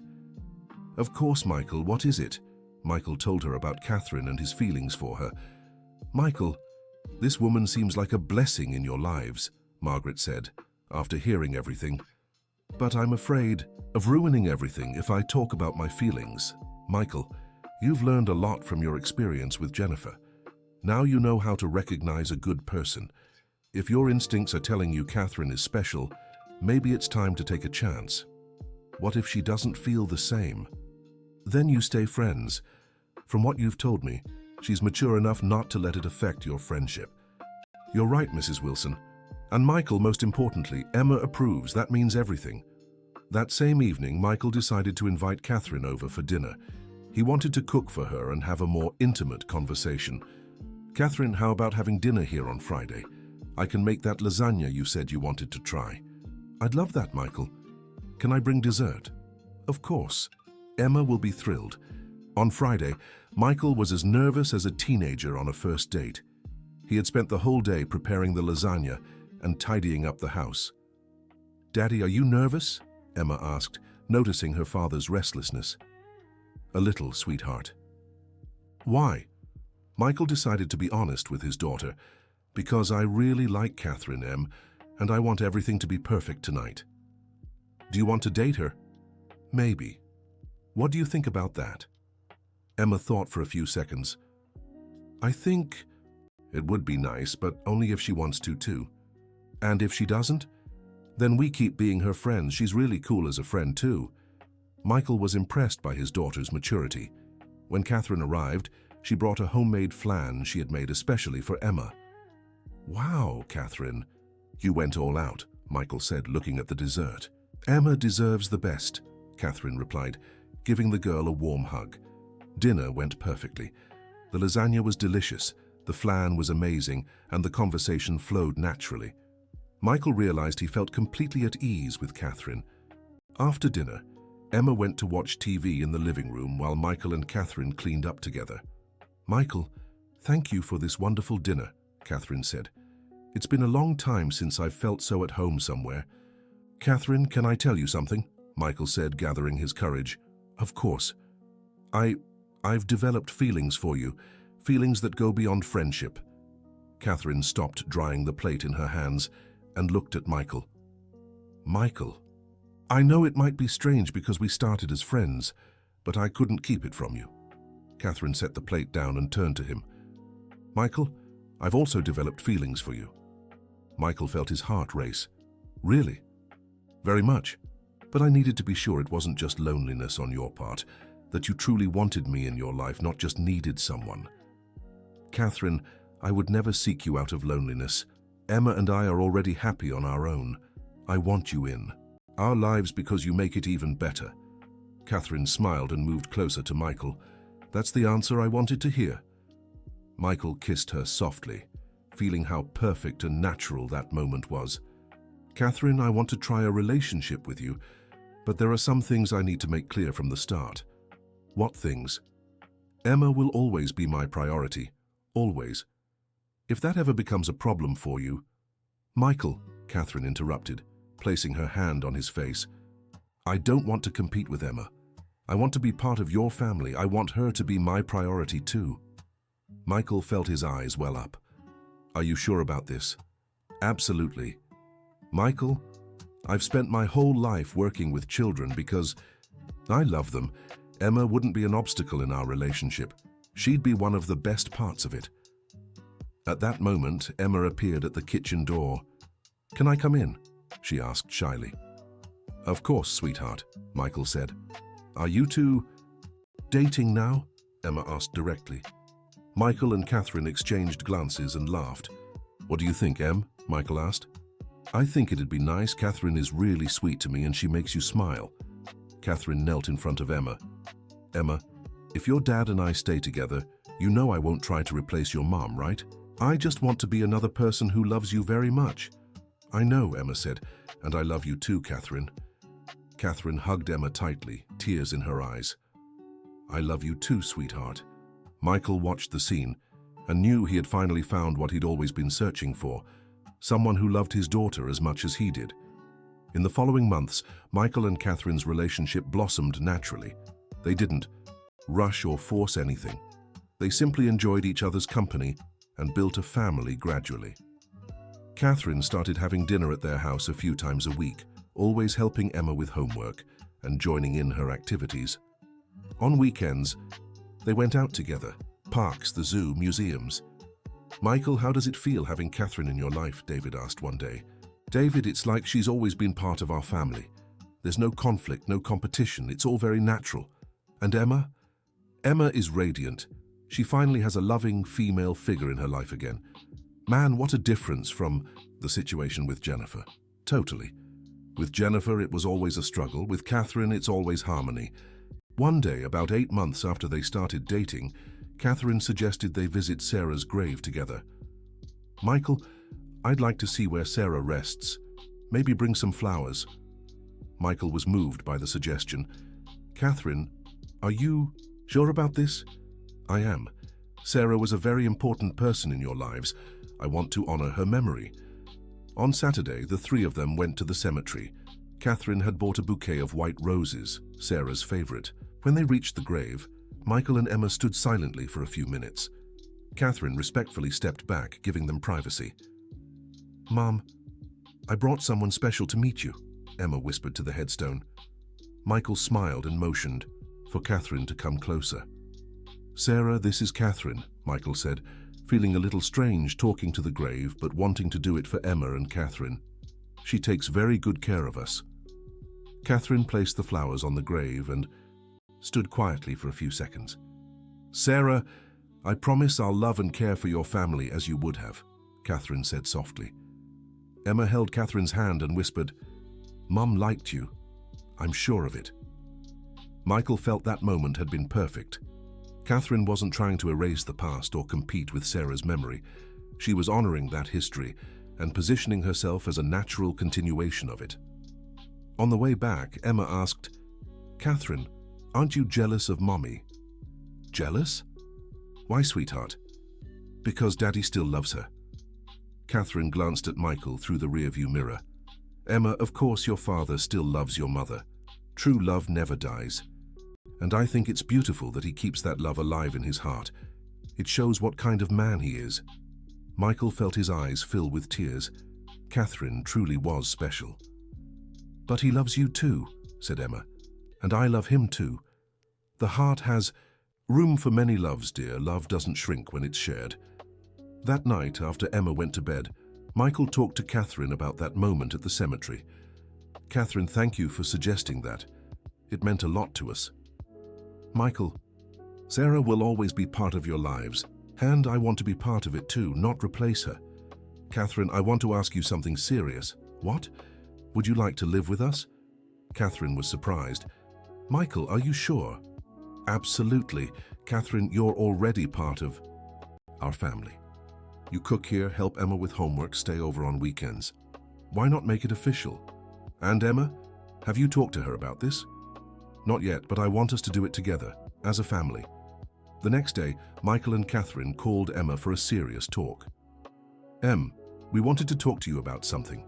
"Important," said Michael. "What is it, Daddy?" "Catherine would like to come live with us. What do you think?" Emma's eyes widened. "Really?" "Really," Catherine confirmed. "But only if you want to, sweetheart." "I do!" Emma shouted, jumping with joy. "Then you can teach me more things and make that chocolate cake every day." Michael and Catherine laughed. "Em, are you sure?" asked Michael. "It's a big change." "Daddy, Catherine already lives here. Now it'll just be official." "And you won't feel like I'm invading your space?" Catherine asked. "Catherine, you're not invading. You're completing our family." Michael looked at Catherine with pride. His daughter had grown so much and become such a wise girl. "Then it's settled," said Michael. "Catherine, welcome officially to the Thompson family." Catherine moved into their house the following month. It was a smooth transition, since she practically lived there already. They turned the guest room into her office where she could work on her craft projects. "Catherine, don't you miss your home?" Michael asked one evening. "Michael, my home is where you are. The rest is just an address." The family's life fell into a wonderful routine. Catherine woke up early and made breakfast for everyone. Michael took Emma to school before work. Catherine picked Emma up in the afternoon and they did homework together. In the evenings, they all had dinner and watched TV or played board games. Margaret adored Catherine from their first meeting. "Michael, that woman is a blessing," Margaret said one afternoon when they visited her. "Emma has been radiant since she arrived. Mrs. Johnson, sometimes I feel like I don't deserve so much happiness." "You do, Michael. You've been through very hard times and always put your daughter first. Now you deserve to be happy." "Catherine said she wants to learn your recipes," Michael shared. "How wonderful. I'd love to teach her. It's good to know the family. Traditions will continue." Catherine indeed learned to make all of Emma's favorite dishes from Margaret. She wanted the girl to keep her family traditions alive. "Catherine, you don't have to do this," said Michael when she spent an entire afternoon with Margaret learning to make the birthday cake Sarah always made for Emma. "Michael, I want to. I want Emma to feel like her story continues, not like it was interrupted." On Emma's 10th birthday, Catherine surprised everyone by making the exact same cake Sarah used to make, with the same decoration and the same flavor. "Catherine, how did you do it?" asked Emma, moved. "Your grandmother Margaret taught me, and I practiced a lot to make it just like your mom's." Emma hugged Catherine tightly. "Thank you for keeping Mommy's things alive." Michael watched the scene and knew he had found not just a wonderful wife but the perfect mother figure for Emma. About a year after Catherine moved into their home, Michael decided it was time to propose. But he wanted to do something special, something that included Emma. "Em, can you help me with something very important?" Michael asked one afternoon. "Of course, Dad. What is it?" "I want to propose to Catherine, and I want you to help me." Emma was thrilled. "Really, Dad, you're going to propose?" "Yes, but I want it to be special, something that includes you too." "How?" "I thought I'd give her a ring and you a bracelet, to show we're committing as a family." "Dad, that's such a beautiful idea. Let's do it." Michael and Emma spent weeks planning the proposal. They chose the park where Michael and Catherine had first met, arranged everything with David's help, and even got Margaret involved. On the chosen Saturday, Michael told Catherine they were having a picnic in the park. When they arrived, there was a table decorated with flowers and candles, and a violinist playing Catherine's favorite song. "Michael, what is all this?" Catherine asked, surprised. "Catherine, there's something Emma and I want to ask you," Michael said, kneeling on the ground. Emma knelt beside her father, holding a small box. "Catherine," Michael said, opening the box with the ring, "will you marry me and be Emma's official mother?" "And will you be my second mum?" Emma asked, opening her little box to reveal a delicate bracelet. Catherine burst into tears. "Yes," she cried. "Yes, to both of you." Michael slipped the ring onto Catherine's finger, and Emma fastened the bracelet around her wrist. "Now we're a real family," Emma said, hugging Catherine. "We've always been a real family, sweetheart," Catherine replied. "Now we're official." The wedding was set for 6 months later. It would be a simple ceremony but full of love. Catherine insisted Emma be her maid of honor, and Michael asked David to be his best man. "Catherine, are you sure you want a simple ceremony?" Michael asked during the preparations. "Absolutely. Michael, what matters isn't the size of the celebration, but the size of the love." "And can I pick my maid of honor dress?" Emma asked. "Of course, sweetheart, you can choose whatever you like." Emma picked a light pink dress that made her feel like a princess. Catherine chose a simple, elegant pearl-white gown that highlighted her natural beauty. On the wedding day, held in a small but beautiful chapel, Margaret walked Emma down the aisle and Michael escorted Catherine. It was a symbolic reversal that showed how united their family was. "Michael, do you take Catherine to be your wife, to love and respect her for the rest of your life?" the priest asked. "I do," Michael answered, looking into Catherine's eyes. "Catherine, do you take Michael to be your husband and Emma as your beloved daughter, to love and care for them for the rest of your life?" "I do with all my heart," Catherine replied, looking at Michael and then at Emma. When the priest declared them husband and wife, Emma ran to hug them both. "Now we're a real family," she shouted, making everyone laugh. At the reception, held in the church hall, Catherine made sure to save the first slice of cake for Emma. "Why didn't you give it to Dad first?" Emma asked. "Because you're the reason I met your father.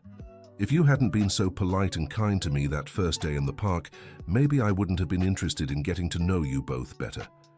Michael overheard the conversation and felt his heart swell with love. Catherine truly understood Emma's importance in all of this.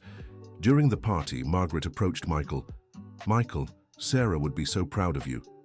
"Why, Mrs. Wilson?" "Because you finally found someone who loves Emma the way she deserves to be loved. And because you've learned that true love multiplies, it doesn't divide." Michael looked over at Catherine, who was teaching Emma how to waltz, and knew Margaret was right. "Mrs. Wilson, I finally understand what a real family is." "And what is that?" "It's a place where everyone feels loved, accepted, and protected, where no one has to compete for love because there's enough for everyone." Margaret smiled and hugged her son-in-law. "Now you get it, Michael. Now you really do." Dear listener, if you're enjoying the story, please take a moment to like and subscribe to the channel.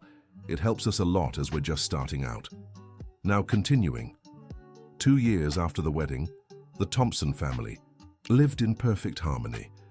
Emma, now 12, had grown into a confident and happy girl. Catherine had become not just her stepmother, but her best friend and confidant.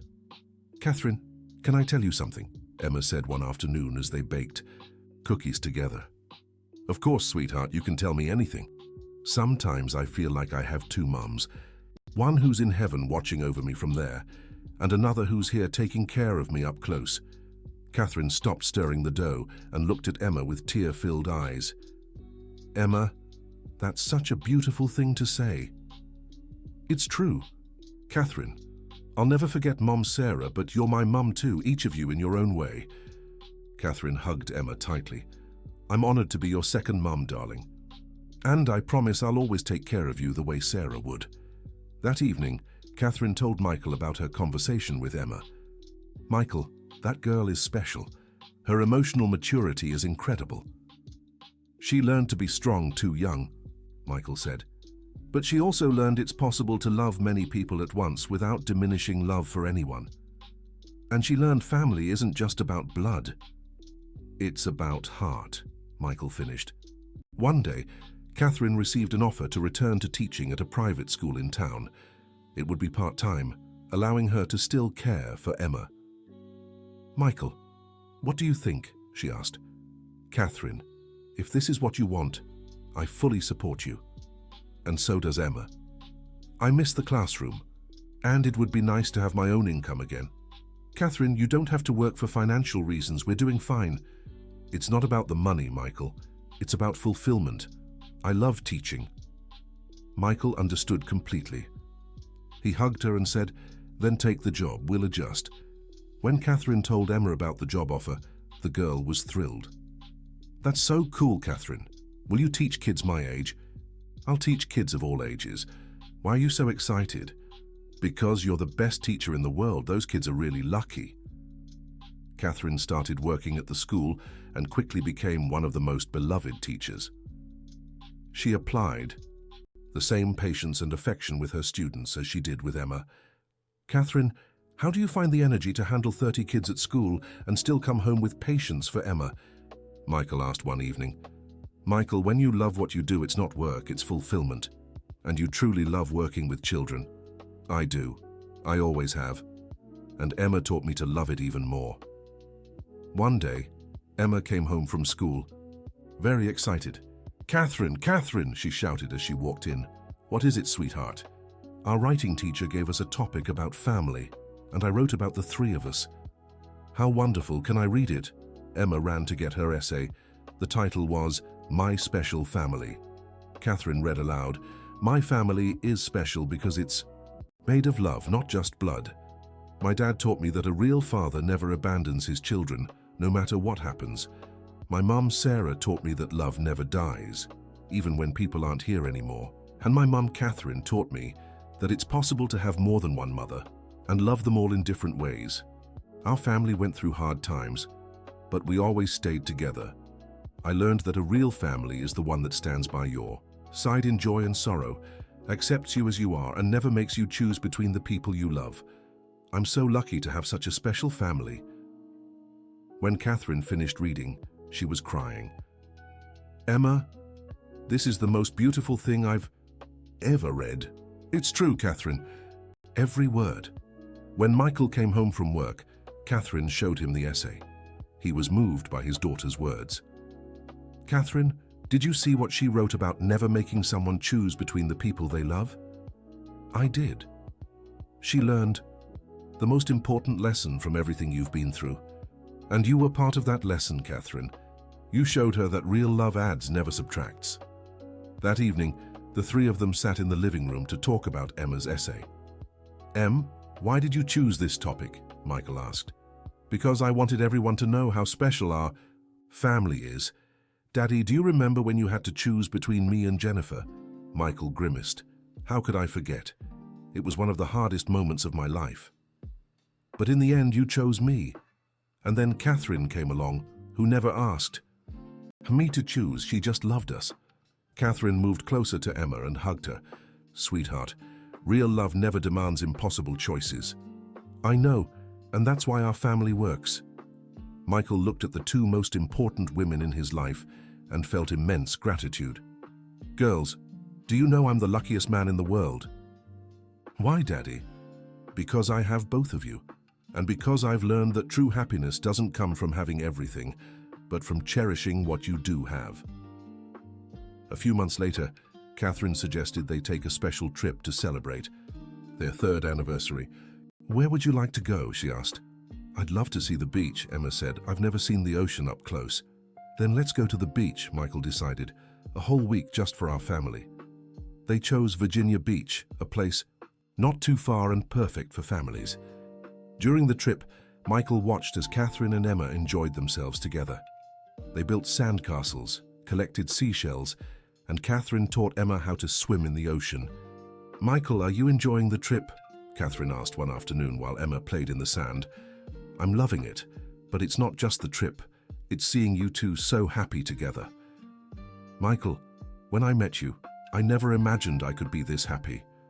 "Neither did I, Catherine. After Sarah passed, I thought I'd never be completely happy again. And now? Now I know happiness can come in different ways. With Sarah, it was one kind of happiness. With you and Emma, it's another kind of happiness. Not better or worse, just different. And both are valid." "Exactly." That night at the hotel, Emma asked, "Daddy, do you think Mom Sarah would be happy knowing we're a happy family again?" Michael thought carefully before answering. "I'm absolutely sure your mother would be happy, because she loved me and she loved you, and all she ever wanted was our happiness." "And would she like Catherine?" "She'd adore her, because she'd see that Catherine takes care of us with the same love she did." Catherine, who had been listening, stepped closer. "Emma, can I tell you a secret?" "Sure." "Sometimes I feel like your mom Sarah is guiding me to take care of you the right way, like she's whispering in my ear what to do." Emma's eyes widened. "Really? Really? When I don't know how to handle something, I think, what would Sarah do? And I always find the answer. Michael felt a pleasant shiver hearing Catherine talk like that. Catherine, do you really believe that? I do, Michael. I think the people we love never truly leave us. They live on in our hearts and guide us. That night, Michael dreamed of Sarah. In the dream, she was smiling, holding Catherine's and Emma's hands. "Thank you for taking care of them," Sarah said to Catherine in the dream. "Thank you for letting me," Catherine replied. Michael woke with a sense of peace he hadn't felt in a long time. He looked at Catherine sleeping beside him and Emma in the next bed and knew he was exactly where he was meant to be. On the last day of their trip, they did a special ritual. Each wrote a message on a piece of paper, placed it in a bottle, and threw it into the sea. "What did you write?" Catherine asked. "I thanked the universe for finding you two," Michael said. "I thanked it for gaining a second family," Emma said. "And I thanked it for learning that love has no limits," Catherine said. They tossed the bottle into the sea and watched it drift away, carrying their gratitude across the ocean. Back home, life settled into its wonderful routine. Michael thrived at work, Catherine loved teaching, and Emma grew more mature and loving each day. One day, Catherine got an unexpected call. It was Jennifer. "Catherine, my name is Jennifer. I was married to Michael." Catherine was surprised but stayed calm. "Hi, Jennifer. How can I help you?" "I'd like to talk to you if possible in person." Catherine hesitated. "About what?" "About Michael and Emma. There are some things I'd like to say." Catherine agreed to meet, but told Michael first. "Michael," Jennifer called. "She wants to talk to me." Michael was immediately alarmed. "What does she want?" "I don't know, but I'll meet her to find out." "Catherine, are you sure? It could be some kind of trick." "Michael, I'm not afraid of Jennifer, and maybe it's good to hear what she has to say." Michael was worried but trusted Catherine. "Do you want me to come with you?" "No, I think it's better if I go alone. If it's something important, I'll tell you later." Catherine and Jennifer met at a cafe downtown.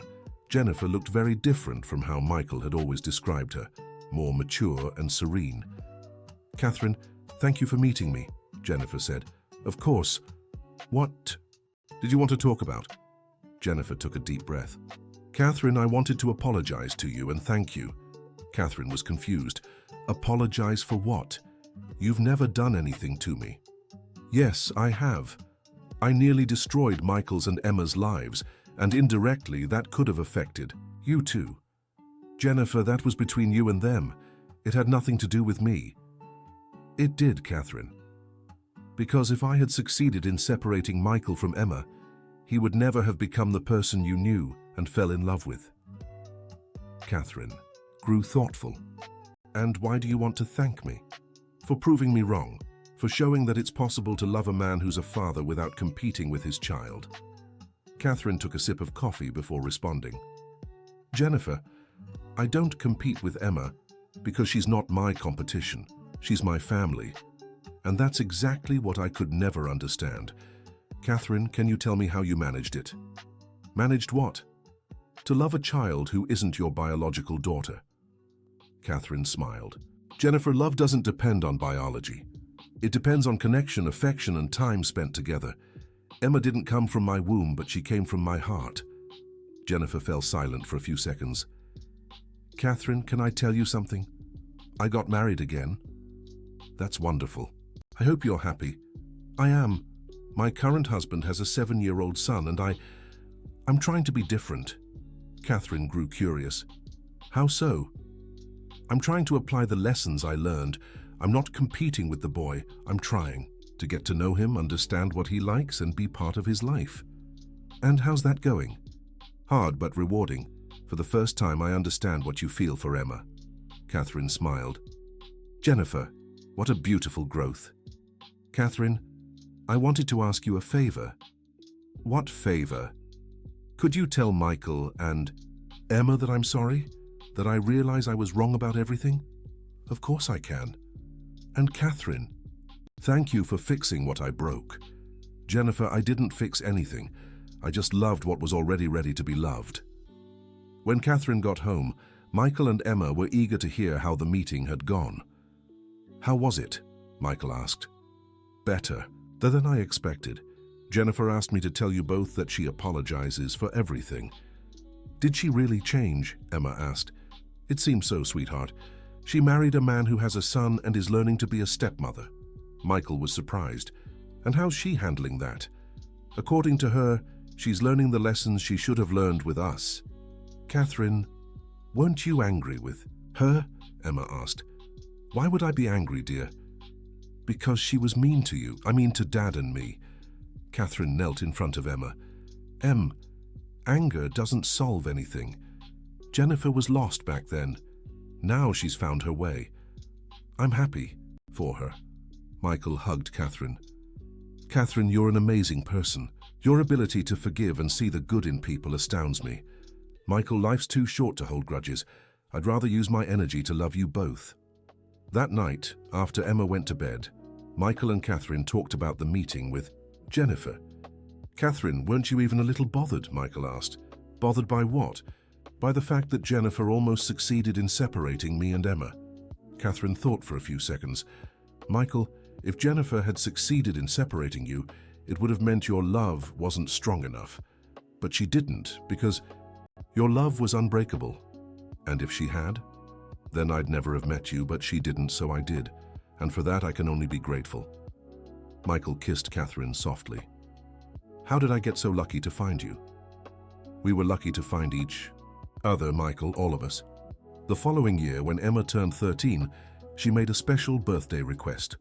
"Dad, Catherine, I want a different kind of party this year." "Different how, sweetheart?" Catherine asked. "I want to invite kids who don't have complete families, kids who live in shelters or only have one parent." Michael and Catherine looked at each other, impressed by their daughter's maturity. "Why do you want this, Em?" asked Michael. "Because I know how bad it feels when a family is broken, and I know how good it feels when it becomes whole again. I want these kids to feel, even for just one day, what it's like to have a family that loves each other." Catherine felt her eyes fill with tears. "Emma, what a beautiful idea. Let's definitely have this party." They organized an amazing party. Catherine used her school connections to identify children going through tough family situations. Michael planned activities and games. And Emma was the perfect hostess, making everyone feel special. "Aunt Catherine," said an 8-year-old girl during the party, "your family is really cool." "Thank you, sweetheart. Do you know why our family is cool?" "Why?" "Because it was built with lots of love and patience." "Can my family become cool like that too?" Catherine knelt to the girl's level. "Yes, it can. Sometimes it takes a while, but love always finds a way." At the end of the party, Michael watched Catherine comforting a child who was crying because they didn't want to leave. "You can come here again," Catherine was telling the boy. "I'll talk to the shelter's caretaker and see if I can go out sometimes." Michael approached. "Catherine, are you sure about this?" "I am. Michael, we have so much love to give. Why not share it? What if it becomes a regular thing?" "Even better. Emma will learn that family isn't just who lives in the same house, it's who cares for each other." From that day on, the Thompson family home became a gathering place for many local children who needed affection and attention. Catherine organized weekend activities, Michael taught the boys how to play ball, and Emma always welcomed everyone, like they were siblings. "Catherine, our house has turned into a community center," Michael joked one afternoon, watching the living room full of kids doing crafts. "And are you complaining?" "Not at all, I'm loving it." "Michael, look how happy Emma is. She's learning that helping others is one of the best feelings in the world." Michael watched his daughter teaching a younger girl how to make bracelets and felt his chest swell with pride. "Catherine, you've turned our family into one that changes other families. We did it, Michael, the three of us together." One day, Margaret visited the family and found the house full of children, as usual. "Michael, what's all this?" she asked, smiling. "Catherine decided to adopt half the neighborhood," Michael teased. "How beautiful," said Margaret, watching Catherine help the kids with an activity. "Sarah would be so proud to see this." "Why, Mrs. Wilson?" "Because Sarah always said she wanted our family to be a blessing to other families, and that's exactly what you're doing." That night, Michael told Catherine what Margaret had said. "Catherine, did you know you're fulfilling Sarah's dream?" "How so?" Michael shared his first wife's wish for their family to be a blessing to others. "Catherine, it's like you're carrying on Sarah's legacy." Catherine was moved. "Michael, maybe that's true. Maybe I'm here to continue the dreams she didn't have time to fulfill. And you're doing it perfectly." "We are, Michael. You, me, and Emma. We're a team." 5 years had passed since Michael and Catherine's marriage. Emma was now 15, a confident, caring, and mature teenager. The Thompson home remained a gathering place for children and families in the area. "Dad, Catherine," Emma said one evening at dinner, "I need to talk to you about something." "What is it, sweetheart?" asked Catherine. "I've decided what I want to do when I grow up." "What do you want to do?" asked Michael. "I want to be a social worker. I want to help families going through tough times like ours did." Michael and Catherine exchanged proud glances. "Emma, that's a beautiful choice," said Catherine. "Why did you choose that?" Michael asked. "Because I saw how our family almost fell apart but then rebuilt itself even stronger, and I want to help other families do the same." Are you—" "Sure," Michael pressed. "It's a tough job full of heavy emotions." "I'm sure, Dad. I learned from you that family is the most important thing in the world, and I want to help others see that too." Catherine stood up and hugged Emma. "Sweetheart, you'll be a wonderful social worker." "You really think so?" "We're absolutely certain," Michael replied. "You have everything it takes, heart, intelligence, and life experience." That night, after Emma went to bed, Michael and Catherine talked about their daughter's plans. "Catherine, have you noticed how much she's grown?" Michael said. "It feels like just yesterday she was crying on the stairs, clutching her teddy bear." "She really has, and she's turned into an amazing person." "Sometimes I wonder if I did everything right, if the choices I made were the best for her." Catherine held Michael's hand. "Michael, look at the woman she's becoming. Confident, generous, determined. That's the result of your right choices." "Our right choices," Michael corrected. A few months later, when Emma was in her sophomore year of high school, she started volunteering at an organization that supported vulnerable families. Catherine drove her every Saturday and stayed to watch her interact with the children. "Emma has a natural gift for this," Mrs. Johnson, the coordinator, remarked to Catherine. "She talks to the kids in a way that makes them feel safe." "She's always been like that," Catherine replied proudly. "So empathetic and caring." "Do you know if she's serious about pursuing social work?" "She's absolutely certain. She's already preparing for her social work degree applications." That day, Catherine watched as Emma spoke with a girl around 10 years old who was clearly upset. "What happened, Lily?" Emma asked, kneeling to her level. "My mom fought with my dad again. He left and said he's not coming back." Emma hugged the girl gently. "Lily, sometimes adults get confused and say things they don't really mean. But what if he doesn't come back? What if he doesn't love me anymore?" "Look at me," Emma said, lifting the girl's chin. "Mom and Dad might stop loving each other, but they never stop loving their kids. A parent's love is different. It's forever." "How do you know that?" Emma hesitated for a moment, then decided to share her own story. "Because I went through something similar. My dad married a woman who didn't like me. For a while, I thought he'd abandon me. What happened? He chose me. Because he realized real love never forces you to pick between the people you care about." Catherine, listening from a distance, felt tears well up. Emma had learned to turn her pain into wisdom to help others. "And now, are you happy?" Lily asked. "Very happy. I have the best dad in the world and a stepmom who loves me like her own." "Do you think I'll ever be that happy too?" "I'm sure of it. Sometimes it takes a while, but happiness always finds its way to us." When they got home, Catherine told Michael about the conversation she'd witnessed. "Michael, she used our story to comfort that little girl. She turned our pain into hope for someone else. That means it was all worth it, Catherine. All the struggles, all the hard moments, everything helped shape her character. And it shaped us too, Michael. We're better people today because of everything we went through." At the end of that year, Emma received an unexpected offer. The coordinator of the institution where she volunteered called her for a conversation. "Emma, I have a proposal for you," said Mrs. Johnson. What kind of proposal? We're organizing a project to create support groups for children going through their parents' separation, and we'd like you to be one of the facilitators. Emma was surprised. But I'm still in high school. I don't have any training. For this, you have something far more valuable than training, life experience and heart. Besides, you'd be supervised by psychologists. Can I think about it? Of course. But I want you to know I've never seen a teenager with such a gift for working with vulnerable children. That night, Emma talked to Michael and Catherine about the offer. What do you think? She asked. Emma, it's an amazing opportunity, said Catherine. You're already doing this work informally. But it's a big responsibility, said Michael, concerned. Handling children's emotions is no joke. Dad, I know it's a responsibility, but I feel like this is what I want to do with my life. What about your studies? Asked Michael. It would only be on Saturdays, Dad. It won't interfere with school. Catherine looked at Michael, seeing his hesitation. Michael, maybe it's important for her to gain this experience early. It'll be valuable learning. Do you think I'm ready? Asked Emma. Sweetheart, you were already ready when you comforted that little girl last week, Catherine replied. Michael sighed. All right, but on one condition. At the first sign it's too much for you, we stop. Thank you, Dad, Emma said, hugging him. Emma started working on the project and quickly became one of the children's favorite facilitators. She had a natural ability to make them feel understood and cared for. How was it today? Catherine would ask whenever Emma returned from sessions.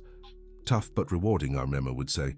Today we talked to a girl who blames herself for her parents' separation. How did you handle it? I told her that when my parents fought, I also thought it was my fault, that if I were a better daughter, they wouldn't argue.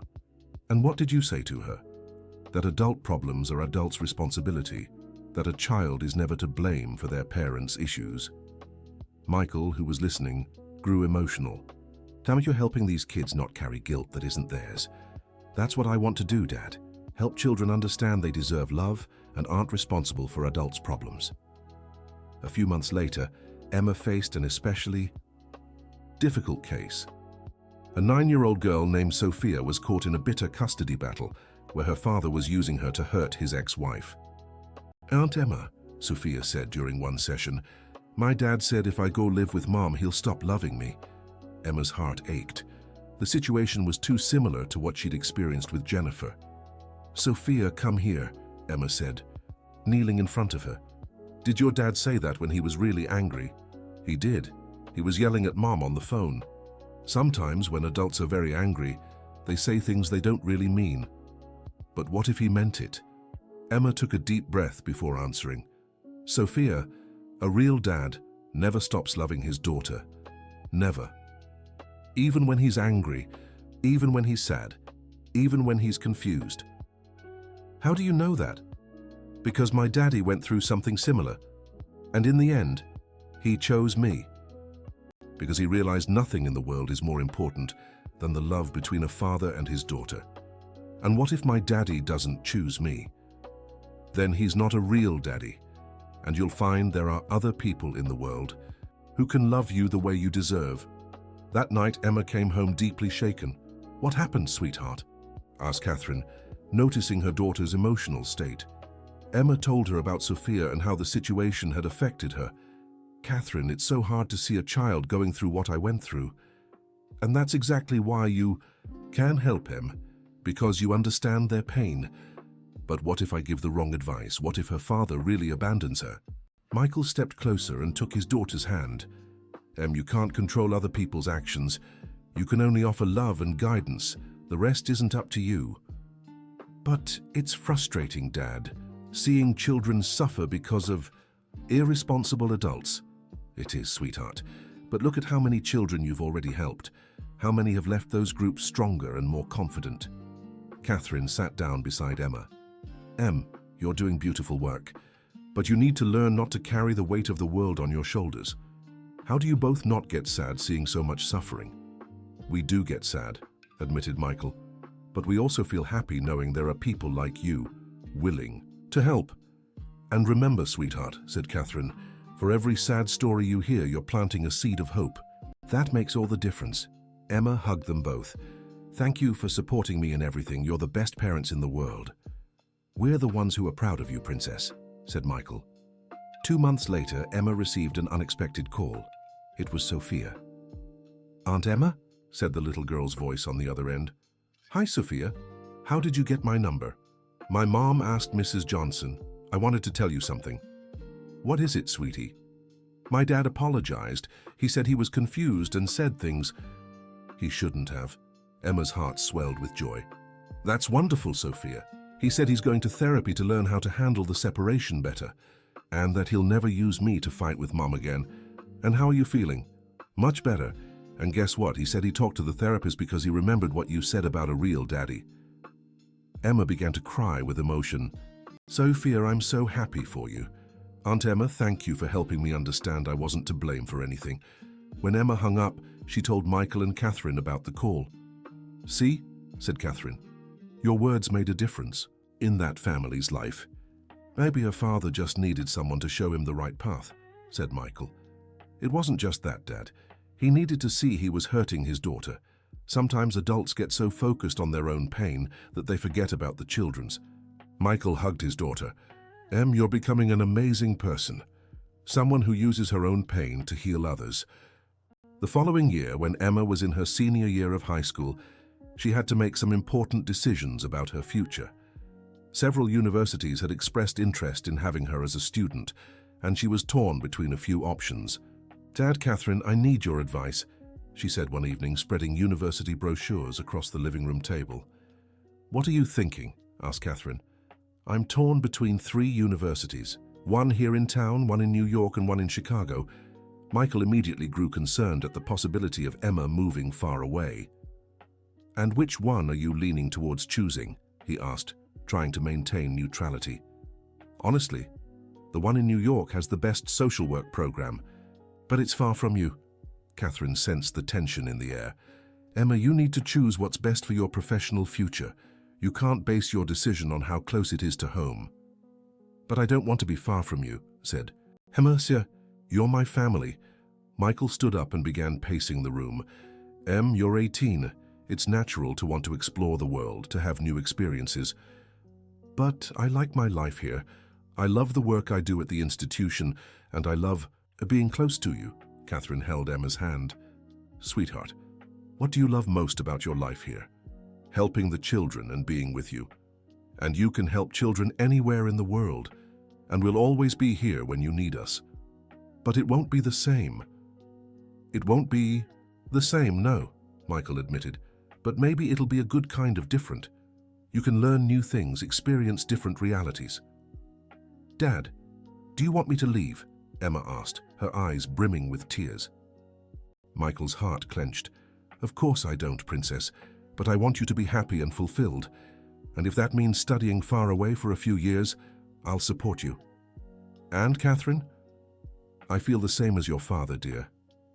Your future is more important than our missing you. Emma hugged them both. You've given me so much love and security that now I feel brave enough to face any challenge. That's exactly what parents should do, said Catherine. Give you roots and wings. Roots so you know where you come from, and wings so you can fly wherever you want, Michael added. That night, Emma lay awake, thinking deeply about her decision. The next morning, she woke with her answer clear in her mind. Dad, Catherine, I've decided, she announced at breakfast. What have you decided? Michael asked. I'm going to New York, but on one condition.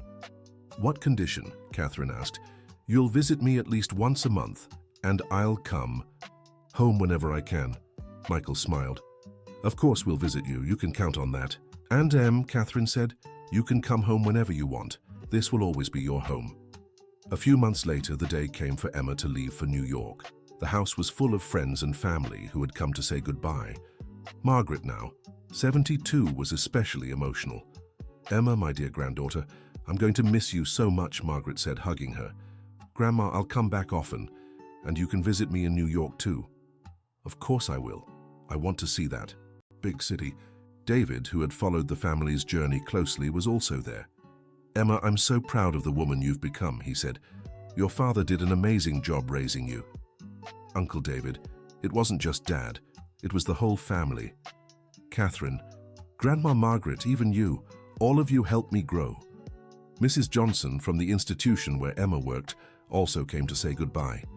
Emma, the children are going to miss you so much, but I know you'll come back even better prepared to help. Mrs. Johnson, I'll take everything I've learned here with me, and I'll return with so much more knowledge to share. When it was time to leave, Michael was visibly emotional, trying not to cry in front of his daughter. Dad, don't be sad, Emma said, hugging him. It's just a new chapter in our lives. I know, Princess. It's just hard to see you grow. Up and leave. Dad, I may be 18, but I'll always be your little girl. I'll always need my dad. Michael could no longer hold back his tears. I love you so much, Em. So much. I love you too, Dad. More than anything. Catherine stepped forward to say goodbye. Catherine, thank you for everything, Emma said. For loving me like a daughter, for rebuilding our family, for teaching me that love multiplies. Emma, thank you for accepting me into your life, for teaching me that family isn't just about blood. You'll always be my second mother, Catherine. That will never change, and you'll always be my daughter in my heart. In the car on the way to New York, Emma gazed out the window, reflecting on her journey. She remembered the 8-year-old girl crying on the stairs, clutching her teddy bear, and smiled at the thought of the woman she had become. Michael and Catherine returned home in silence, both feeling the emptiness of Emma's absence. Catherine, the house feels so quiet, Michael remarked. Yeah, it'll be an adjustment for us too. Do you think we did the right thing encouraging her to go? Michael, we did what loving parents do. We let her spread her wings. What if she decides to stay in New York permanently? Then we'll be happy she found her place in the world. Michael hugged Catherine. Catherine, thank you for making all of this possible. What? For helping raise such an amazing daughter, for being the mother she needed. Michael, we raised her together, and she became amazing because she had a solid foundation of love. In New York, Emma quickly adapted to university life. She rented a small apartment near campus and threw herself into her studies with dedication. How's the adjustment going? Michael asked during one of their daily calls. It's incredible, Dad. The university is great, the professors are excellent, and I've already started volunteering at an organization here. You're not overloading yourself with too many activities, are you? No, Dad. I'm loving every minute. I feel like I'm exactly where I'm supposed to be. Catherine took the phone. And friends, sweetheart, are you making any? Yes, Catherine, I've met some really nice people in my program, and everyone is amazed when I tell them our story. Why? Because they think it's beautiful. How our family came together. Many of my classmates come from broken homes and find inspiration in what we've lived through. Michael smiled. So you're saying our story is helping others, even from afar? Exactly, Dad. I use our experience as an example in my practical classes about how it's possible to rebuild a family with love and patience. 3 months after Emma moved, Michael and Catherine visited her in New York as promised. They were impressed by how she had organized her life.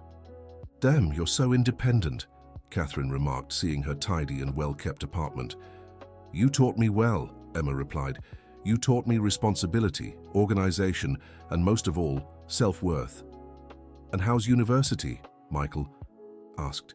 Come, I want to show you something. Emma took them to the university and showed them a project she was developing. This is a support project for families in the process of rebuilding, she explained.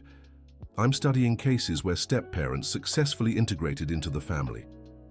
How did you come up with this idea? Catherine asked. From our story, of course. I want to document success stories to help other families going through similar situations. Michael was moved. You're turning our experience into scientific knowledge. Exactly, Dad. And you know what? My professor said this project has the potential to become a book. A book? Catherine asked, surprised. About successfully blended families, real stories of love, resilience, and unity. That night, at the hotel where they were staying, Michael and Catherine talked about the visit. Catherine, did you see how radiant she is? Michael said. I did. She's truly found her calling. And to think it all started with that awful situation with Jennifer.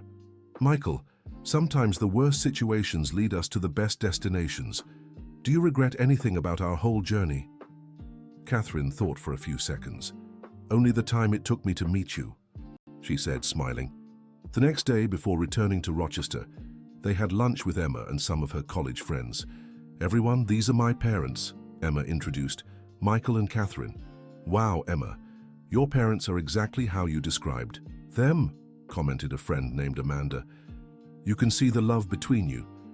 Emma tells you our story, Michael asked.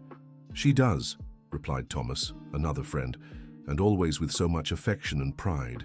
It's one of the most beautiful stories I've ever heard, said Amanda, about how a family can rebuild after hardships. Catherine was moved hearing that. Emma exaggerates a little, she said modestly. I don't exaggerate. Catherine, Emma protested, our story really is special. It's proof that true love always finds a way. At the end of the semester, Emma came home for the holidays. Michael and Catherine were eager to welcome her. How's Empty Nest? Life, Emma joked when she arrived. Strange, Michael admitted. But we're adjusting. And discovering new things about each other, Catherine added. What kind of things? Your dad snores way more when you're not here, Catherine teased. And Catherine sings really loud in the shower when she thinks no one's listening, Michael shot back. Emma laughed. It's good to know you're still learning about each other even after so many years together. During the break, Emma resumed her work at the local institution and was impressed by the progress of many children she had mentored. Aunt Emma, Sophia shouted when she saw her. You're back. Hi, Sophia. How are you? Much better. My parents are in therapy together and I'm also in individual therapy. That's wonderful. And how are you feeling? Much more secure. And you know what? Now I help other kids who come here scared, just like I was. Emma's heart swelled with pride. Sophia, what a beautiful transformation. Auntie, you're the one who taught me that we can turn our pain into strength to help others.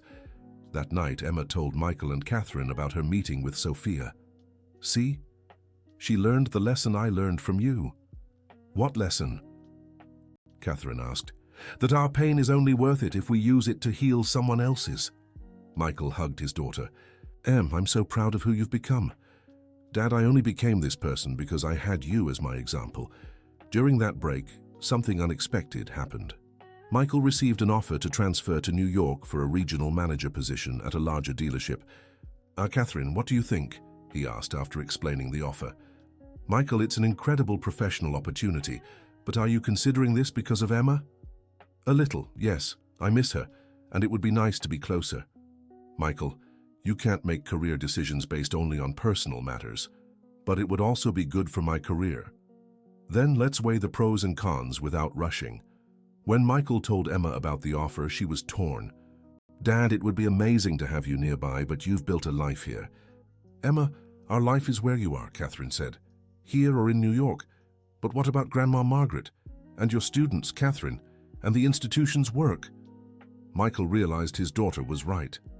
Em, we have deep roots here. Dad, how about this? If in 2 years you still want to move, we'll talk again. But don't make such a big decision just for me, Catherine smiled. See how wise she is. All right, Princess. Let's wait a little longer. When the vacation ended and Emma returned to New York, Michael and Catherine felt the emptiness.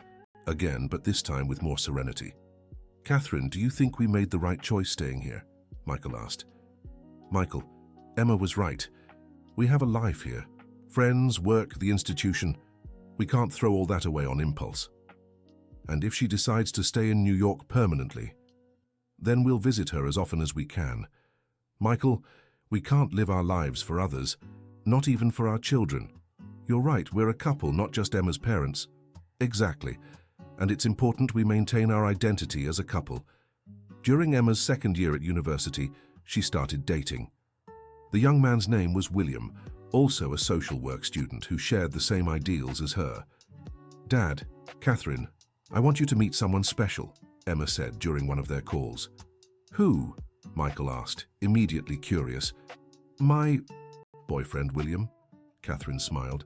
That's wonderful, sweetheart. Tell us more about him. He's a senior, finishing his degree. He's an amazing person, committed to social causes, and most importantly, he understands and really admires our family. Michael was silent for a few seconds. Dad, are you there? Emma asked. Yes, Princess. It's just strange to hear. My little girl has a boyfriend. Dad, I'm 19, Emma laughed. To me, you're still 8 years old holding your teddy bear. Catherine took the phone. Michael's being dramatic, dear. Tell us more about William. He really wants to meet you. Can I bring him over for the next vacation? Michael sighed. Of course you can, Em. We want to meet the one who won our daughter's heart. When they hung up, Michael was clearly shaken. Catherine, our girl is growing up too fast. Michael, she's a 19-year-old young woman. It's natural for her to have a boyfriend. I know, but it's hard to accept. Remember when you met me? You were also special to someone who loved you. Now it's Emma's turn. You're right. It's just that I'll always see her as my little girl. And she'll always be your little girl, Michael. Only now she's a little girl who's grown up and has her own life. 2 weeks later, Emma arrived for vacation with William. Michael and Catherine were nervous to meet him. Hi everyone, Emma said as she walked in. This is William. William was a tall young man with dark hair and a friendly smile.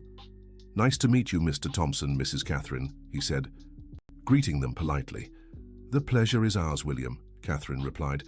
Emma talks about you a lot. I hope good things, William joked. Only good things, Michael confirmed, watching him closely. During dinner, William proved to be intelligent, respectful, and genuinely interested in Emma's family. Mr. Thompson, Emma told me your story. It's one of the most beautiful things I've ever heard. She exaggerates a little, Michael said modestly. No, she doesn't. The way you rebuilt your family is inspiring. I come from a broken home and always thought happy families only existed in movies. Catherine was intrigued. What do you mean, William? My parents split when I was 10. It was a messy divorce, full of fights and resentment. I never saw an example of a healthy relationship until I met Emma and heard about you. Michael began to warm up to him. And how do you handle that? I've been in therapy for a few years, and social work helps me process my own family issues. Is that why you chose social work? Catherine asked. Exactly, just like Emma. We want to turn our pain into a tool to heal others. Emma held William's hand. That's what I admire most about him, the ability to turn trauma into purpose. That night, after Emma and William went to sleep, Michael and Catherine talked about their daughter's boyfriend. What did you think? Asked Catherine. I'll admit I liked him more than I expected, Michael confessed. He seems genuine and mature. And most importantly, he seems to understand and value our family. That's important. Michael, did you notice how Emma lights up when she's near him? I did. She's happy. And isn't that what we want for her? Happiness? Michael smiled. You always put me in my place when I'm being overprotective. It's my job as her mother, too. During the week William stayed at their house, Michael had several conversations with him and grew increasingly impressed by the young man's maturity and values. William, can I ask you a personal question? Michael said one afternoon when they were alone. Of course, Mr. Thompson. What are your intentions with Emma? William smiled. Mr. Thompson, I love your daughter, and I plan to stand by her, building a life based on the same values you've taught her.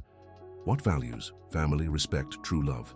Emma taught me that a real relationship isn't based on competition or possession, but on mutual support and growth together.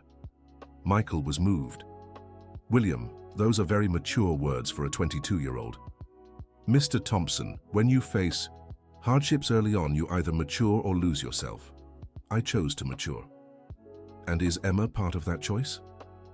She's not just part of it, she's one of the main reasons for it. She inspires me to be a better person every day.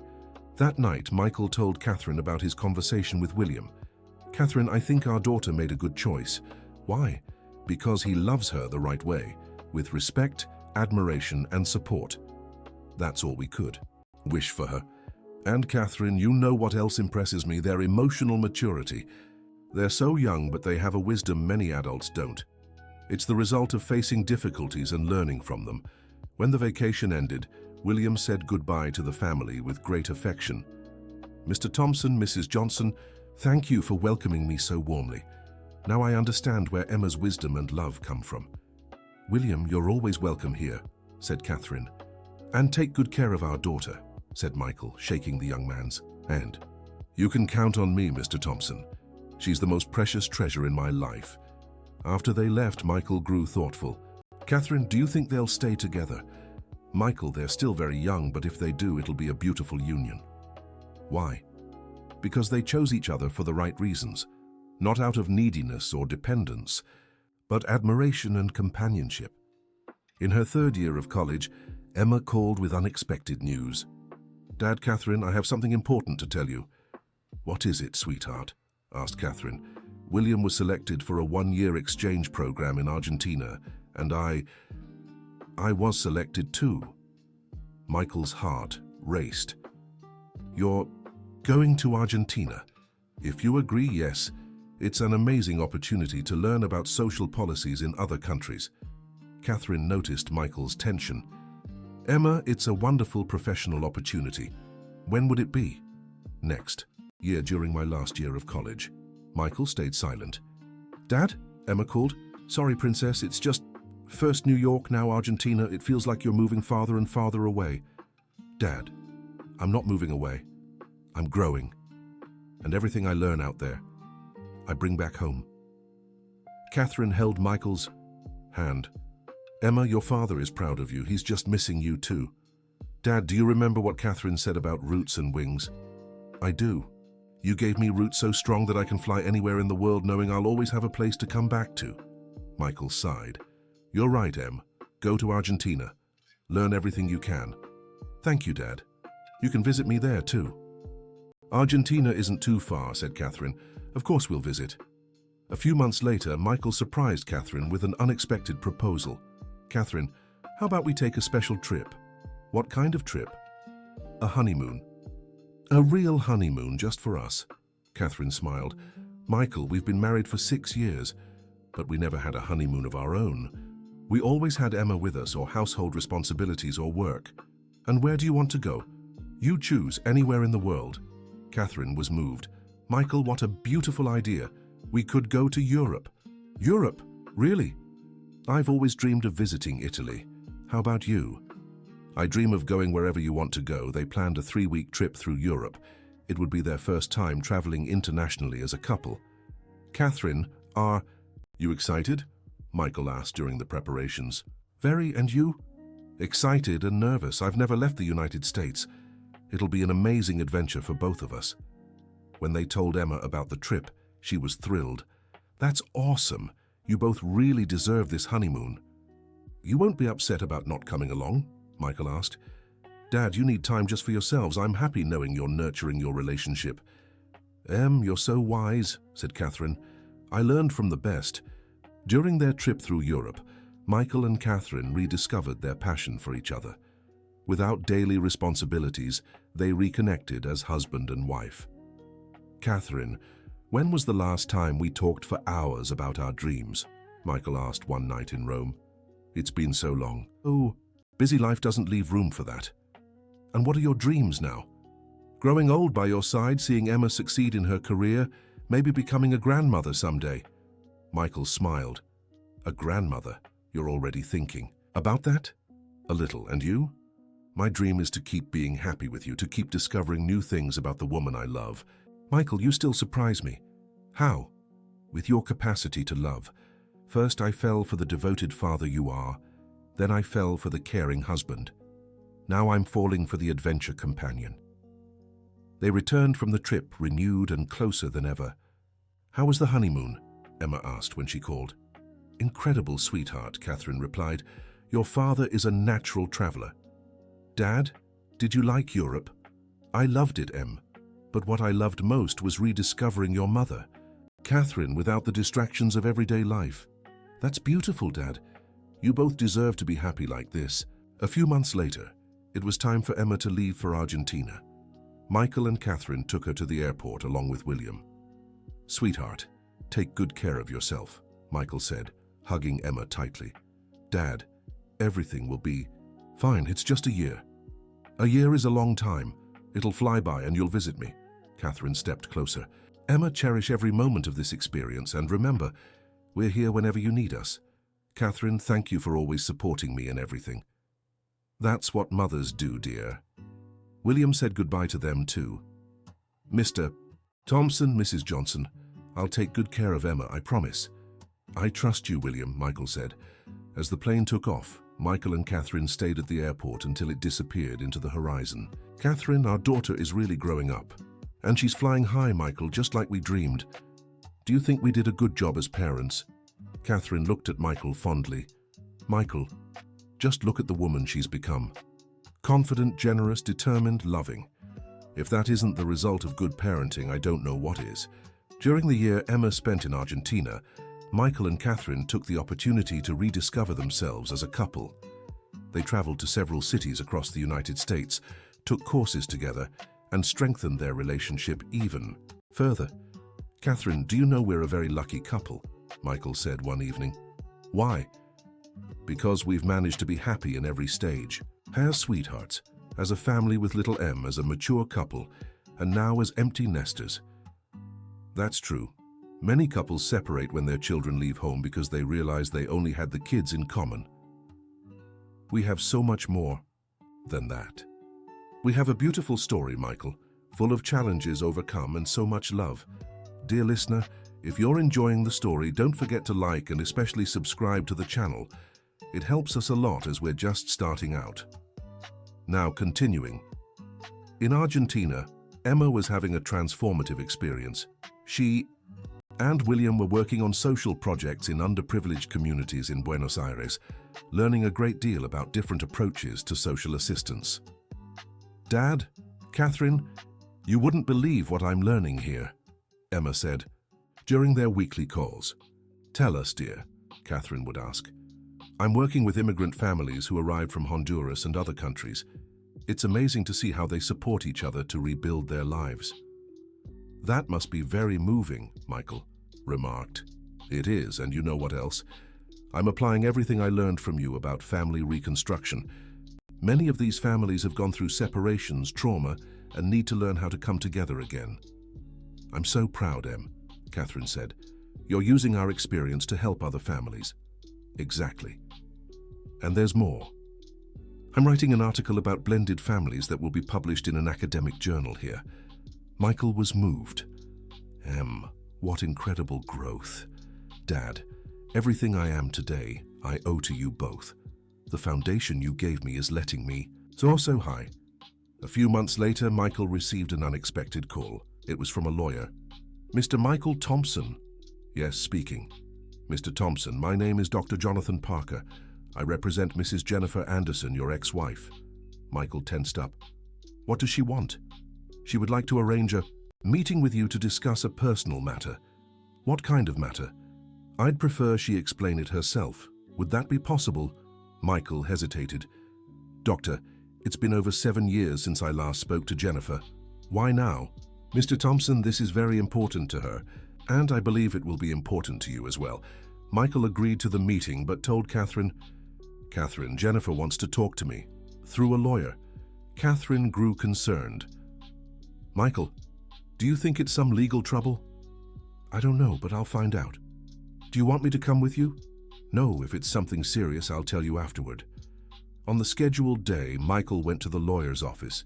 Jennifer was there, looking very different from how he remembered her. She seemed more mature, more serene. "Hi, Michael," she said as he entered. "Hi, Jennifer, what do you want?" "Michael, I know you must be wondering why I asked for this meeting after so many years." "I am." Jennifer took a deep breath. "Michael, I'm dying." Michael was shocked. "What do you mean?" "I have cancer. Advanced stage. The doctors say I have a few months left." Michael was speechless. "Jennifer, I'm so sorry." "Michael, I didn't call you here to stir up pity. I called you because I need to make peace with my past before I go." "What do you mean?" "I want to ask for forgiveness. Forgiveness for trying to separate you from Emma. Forgiveness for being so selfish. Forgiveness for almost destroying your family. Michael was deeply moved. Jennifer, I forgave you. A long time ago. I know Catherine told me that when we spoke a few years ago, but I needed to hear it from you personally. You're forgiven, Jennifer, completely. Michael, there's one more thing. My current husband, Thomas, has a 15-year-old son, and I've managed to be the stepmother I should have. Been with Emma. I'm happy for you. Michael, I learned everything I should have learned from you. I learned that loving a child doesn't diminish the love we receive. I learned that family isn't a competition. Michael had to hold back tears. Jennifer, I'm glad you learned that. Michael, can I ask you a favor? What favor? Can you give Emma a hug for me? And tell her I'm sorry for being so awful to her. Of course I can.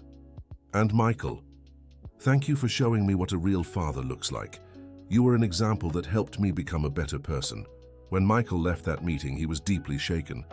He called Catherine and told her everything. Catherine, I don't know how I feel. It's normal to be confused, Michael. It's a very delicate situation. She seemed genuinely remorseful. Maybe facing death made her reflect on her choices. Catherine, do you think I should tell Emma? I do. She has the right to know. And it might be important for her own emotional healing too. That night, Michael called Emma in Argentina. I need to tell you something important. What is it, Dad? Did something happen? Michael told her about the meeting with Jennifer and her illness. Dad, that's so hard, Emma said after hearing everything. How do you feel about it?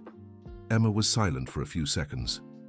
Dad, I feel sorry for her. Despite everything, she did. No one deserves to go through that. She asked me to give you a hug and say she's sorry. Dad, I forgave Jennifer a long time ago. Holding on to grudges only hurts us, not the people who hurt us. Michael was amazed by his daughter's maturity. You've grown so much. Dad, life has taught me that forgiveness sets us free. And besides, if it weren't for what happened with Jennifer, maybe you'd never have learned to value what truly matters. You're right, sweetheart. And Dad, in a way, that experience with her prepared you to welcome Catherine the right way. Michael had never thought of it like that. You're incredible. I learned from the best, Dad. 3 months later, Michael learned through the same lawyer that Jennifer had passed away. He attended the funeral to pay his respects. There he met Thomas, Jennifer's husband, and her stepson. Are you Michael? Thomas asked. Yes, I am. Jennifer spoke highly of you. She said you were one of the most honorable men she'd ever known. She exaggerated. Tayatin, no, she didn't. She said she learned how to be a stepmother by watching how you were as a father. Jennifer's stepson, a 15-year-old boy, approached. Mr. Michael, my name is Brandon. Jennifer always said I should meet you. Why? Because she said you were an example of how a father should love his children, that no matter what happens, a father never abandons them. Michael was moved. Brandon, your stepmother became a very special person in these last years. She did. She loved me like I was her own, and she always said she learned that from watching how you cared for your daughter. When Michael got home, Catherine was waiting. How was it? She asked. Hard but necessary, Catherine. Jennifer really did change. Her stepson loved her dearly. I'm glad she found redemption before she passed. Catherine, do you know what struck me the most? What? The boy said she always talked about our family as an example of true love.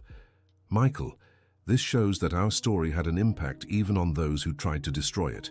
It's true. In a way, our experience helped Jennifer become a better person.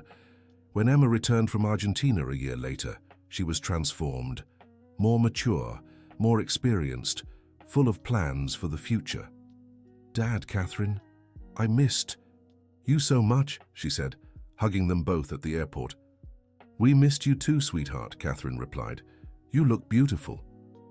Argentina was good for you, Michael commented. It was very good. I learned things I never imagined existed. During the welcome home dinner, Emma shared her experiences. Dad, Catherine, I made an important decision in Argentina. What did you decide? Michael asked.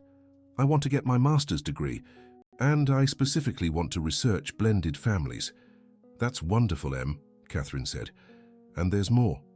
I want to write a book about our story. A book that can help other families going through similar struggles. Michael was moved. You want to share our story with the world? Dad, our story can inspire so many people. It can show that it's possible to rebuild a family with love, patience, and time. And what about William? Catherine asked. Emma smiled. William is getting his master's too, here in the United States. We decided we want to build our lives together, but without rushing. That's a mature decision, Michael remarked. Dad, you both taught us that a strong relationship is built on a foundation, not haste. A few months later, Emma began her master's program and started her research on blended families. She interviewed dozens of families, including her own. Dad, Catherine, can I officially interview you for my research? She asked. Of course, sweetheart, Catherine replied. But are you sure you want to share our story like this? Michael asked. Dad, our story can help so many people, it's worth sharing. During the interview, Emma asked deep questions about their experience rebuilding their family. Catherine, what was the hardest part for you when joining an already formed family? The hardest part was finding my place without trying to erase your past, understanding that I wasn't replacing anyone, but adding to it. And Dad, what was hardest for you? Learning to balance my feelings for you and Catherine. At first, I thought loving Catherine meant loving you less. And now you know that's not true?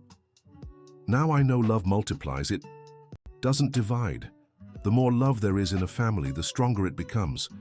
Catherine, do you feel Emma fully accepts you as her mother? Catherine looked at Emma affectionately. Emma, from day one, made me feel like part of the family. She never saw me as an intruder, always as an addition. And I always will, Emma said. Catherine, you're not my second mother. You're my mother in my heart. Michael was moved listening to their conversation. Em, do you know how proud we are of the person you've become? Yes, Dad, I only became this person because I had you both as examples of love, dedication, and family. A year later, Emma defended her master's thesis on family reconstruction, success factors in blended families. The committee was impressed by the quality of her research. Miss Thompson, one of the professors, said, "Your research brings very important contributions to the field.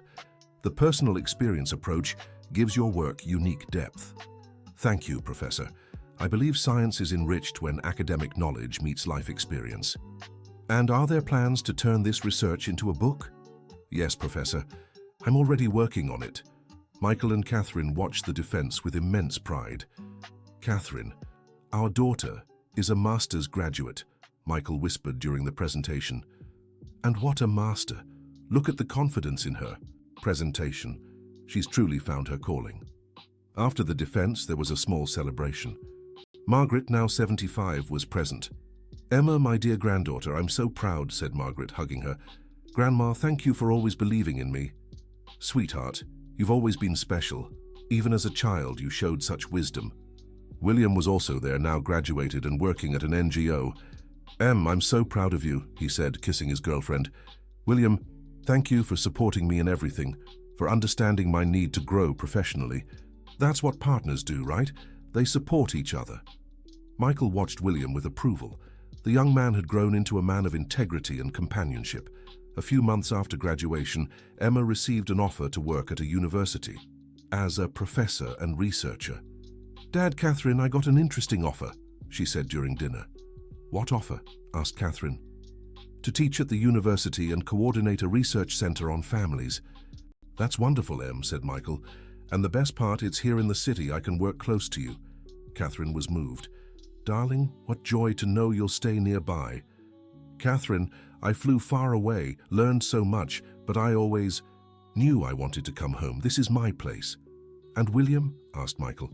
He also got an offer at the same university. We'll work together on an outreach project. What a happy coincidence, remarked Catherine. It wasn't a coincidence. Emma laughed. We applied together. We want to build our careers in the same direction. Michael smiled. Em, what a mature decision. You're building a true partnership. I learned from you, Dad. I saw how you support each other's dreams. A few months later, Emma and William made an important announcement during a Sunday lunch. Everyone, we have news, said Emma. What news? Asked Michael, curious. William held Emma's hand. We are getting married, he announced. Michael and Catherine were overjoyed. What happiness, Catherine exclaimed, standing to hug them both. When did you decide this? Asked Michael. We decided that, after 6 years together, going through experiences abroad, building careers, it's time to make our union official, Emma explained. And how will the wedding be? Asked Catherine. We want something simple but beautiful, family and close friends, said William. And most importantly, Emma added, we want it to be a celebration of the family we've built together. When would it be? Asked Michael. We were thinking next June. What do you think? I think it's perfect, said Catherine. We'll have a whole year to plan everything. Michael hugged William. William, welcome officially to the family. Thank you, Mr. Thompson. I promise to take good care of Emma. I know you will, son. You complete each other. During the wedding preparations, the family grew even closer. Catherine helped Emma with every detail. Michael handled the finances and logistics, and Margaret gave advice on family traditions. Emma, do you want to wear your mother, Sarah's veil? Margaret asked one day. Grandma, it would be an honor. But wouldn't Catherine be upset? Catherine, who was there, replied immediately. Emma, of course you should wear your mother's veil. Sarah will be present at your wedding through it. Catherine, are you sure? Absolutely sure, darling. And you know what? I want to be the one to place the veil on you on your wedding day. Emma began to cry with emotion. Catherine, that would be perfect. Michael watched the scene and felt immense gratitude for finding a woman who honored the family's past instead of trying to erase it. On the wedding day, the church looked beautiful, decorated with white and pink flowers. The family was radiant. Margaret, despite her 76 years, looked elegant and happy. Michael was visibly emotional, and Catherine was glowing with joy. Michael, are you nervous? Asked David, who was the best man. Very. It's hard to give your daughter away to another man. But you're giving her to William, not just anyone. That's true. He's a good man. Michael, you did an incredible job raising Emma. Look at the woman she's become. In the bride's room, Catherine was helping Emma get ready. Catherine, thank you for everything, said Emma, as Catherine adjusted her veil. For what, sweetheart? For loving me, for being the mother I needed, for completing our family. Catherine had tears in her eyes. Emma, thank you for accepting me into your life, for teaching me that love has no limits. Catherine, you'll always be my mother, no matter where I am or who I marry. When it was time for the ceremony, Michael went to get Emma to walk her down the aisle. Dad, are you crying? Emma asked when she saw her father's watery eyes. I'm emotional, princess. My little girl is getting married. Dad, I'll always be your little girl. Just now, I'm a married little girl. Michael laughed through his tears. You always know what to say to comfort me. I learned from you, Dad. When the church doors opened and Emma appeared arm in arm with Michael, everyone was moved. She looked stunning, radiant, and happy. William, who was at the altar, had to fight back tears when he saw her. Who gives this woman in marriage? Asked the priest. I, Michael Thompson, her father, and Catherine Thompson, her mother, give Emma to William, knowing she will be loved and respected, said Michael. This line wasn't part of the traditional script, but Michael wanted to include Catherine in the moment. Catherine was deeply touched when she heard it. During the ceremony, Emma and William exchanged vows they had written themselves. William, said Emma, you taught me that true love is partnership, mutual growth, and unconditional support. I promise to be your companion in all of life's adventures. Emma, said William, you showed me what real family is through your own.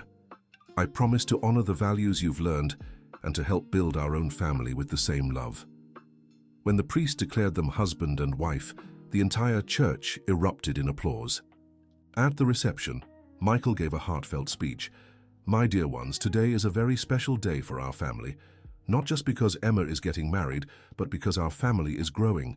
William, you're not just marrying Emma, you're becoming our son. William was visibly moved. And Emma, Michael continued, you've always been my greatest pride. Seeing the amazing woman you've become is the greatest achievement of my life. Catherine stepped up to the microphone. May I say a few words too? She asked. Of course, said Michael. Emma, when I met you and your father, I never imagined I could be this happy. You taught me that family isn't just about sharing the same blood, but sharing the same heart. Thank you for accepting me as your mother. Emma went up to the stage and hugged Catherine tightly. Catherine, thank you for making our family whole. That night, after everyone had left, Michael, Catherine, and Margaret stayed talking about the wedding. What a beautiful celebration, Margaret remarked. Emma was radiant, said Catherine. And William is a golden-hearted young man, added Michael. Michael, did you notice how our story inspired so many people today? Catherine commented. How so? Several guests told me how special our family is, how beautiful it is to see a blended family so united. Margaret smiled. You two are an example for so many people. You've proven that it's possible to rebuild a family with love. Mrs. Wilson, sometimes I think about Sarah and wonder if she'd be happy with everything that's happened, said Michael. Michael, I'm absolutely certain Sarah is happy. She sees you kept your promise to take good care of Emma and that you found someone who loves you both the way you deserve. A year after the wedding, Emma shared news that left the whole family overjoyed. Dad, Catherine, I have something to tell you, she said during a Sunday lunch. What is it, sweetheart? Asked Catherine. I'm pregnant. Michael nearly dropped the glass he was holding. Pregnant? What do you mean? He asked, still processing the information. Dad, you're going to be a grandfather. Emma laughed. And Catherine's going to be a grandmother, William added. Catherine burst into happy tears. Darling, what wonderful news. Michael stood up and hugged Emma tightly. Em, this is amazing. I'm going to be a grandfather. And you'll be the best grandfather in the world, Dad. And Catherine will be the best grandmother, said William. Catherine gently touched Emma's still small belly. How far along are you? 2 months. I found out last week. That's why you were feeling sick last Sunday, Michael said. Exactly, but I didn't want to say anything until I was sure. Margaret, who had walked in during the conversation, was thrilled when she heard the news. I'm going to be a great-grandmother, she exclaimed, hugging Emma. Grandma, will you help take care of the baby? Emma asked. Of course I will. I'll teach them everything I taught you. Over the next few months, the whole family pitched in to prepare for the baby's arrival. Michael and Catherine turned one of the rooms into a nursery. Margaret knitted tiny clothes and William juggled work and taking care of Emma. Catherine, you're more excited than Emma is, Michael teased one afternoon as she rearranged the nursery for the 3rd time. It's just that I've never been a grandmother before. I don't quite know how it works. Catherine, you'll be a wonderful grandmother. Just look at how you raised Emma. Michael, sometimes I think this baby will be our first real grandchild. Our first grandchild together as a couple. Catherine, this baby will be blessed to have so many people who love them. On the day of the birth, the whole family was at the hospital. Emma had a smooth delivery, and a beautiful baby girl was born, named Sarah Catherine Thompson Wilson. Sarah Catherine? Michael asked when he heard the name. Yes, Dad. Sarah. After my mum and Catherine, after my second mum. Catherine started crying when she heard this. Emma, what a beautiful tribute. Catherine, you deserve to have your name in our family. You're an essential part of our story. When Michael held his granddaughter for the first time, he was overcome with emotion. Hi, Sarah Catherine. I'm your grandfather, Michael. And this is your grandmother, Catherine. Michael, she looks just like Emma when she was born, Margaret remarked. She really does, Catherine agreed. What a beautiful baby. William was beaming. Guys, I can't believe we're parents. You're going to be wonderful parents, Michael said. Absolutely, Catherine added. And we're going to be very involved grandparents. In the months that followed, Sarah Catherine became the center of the family's world.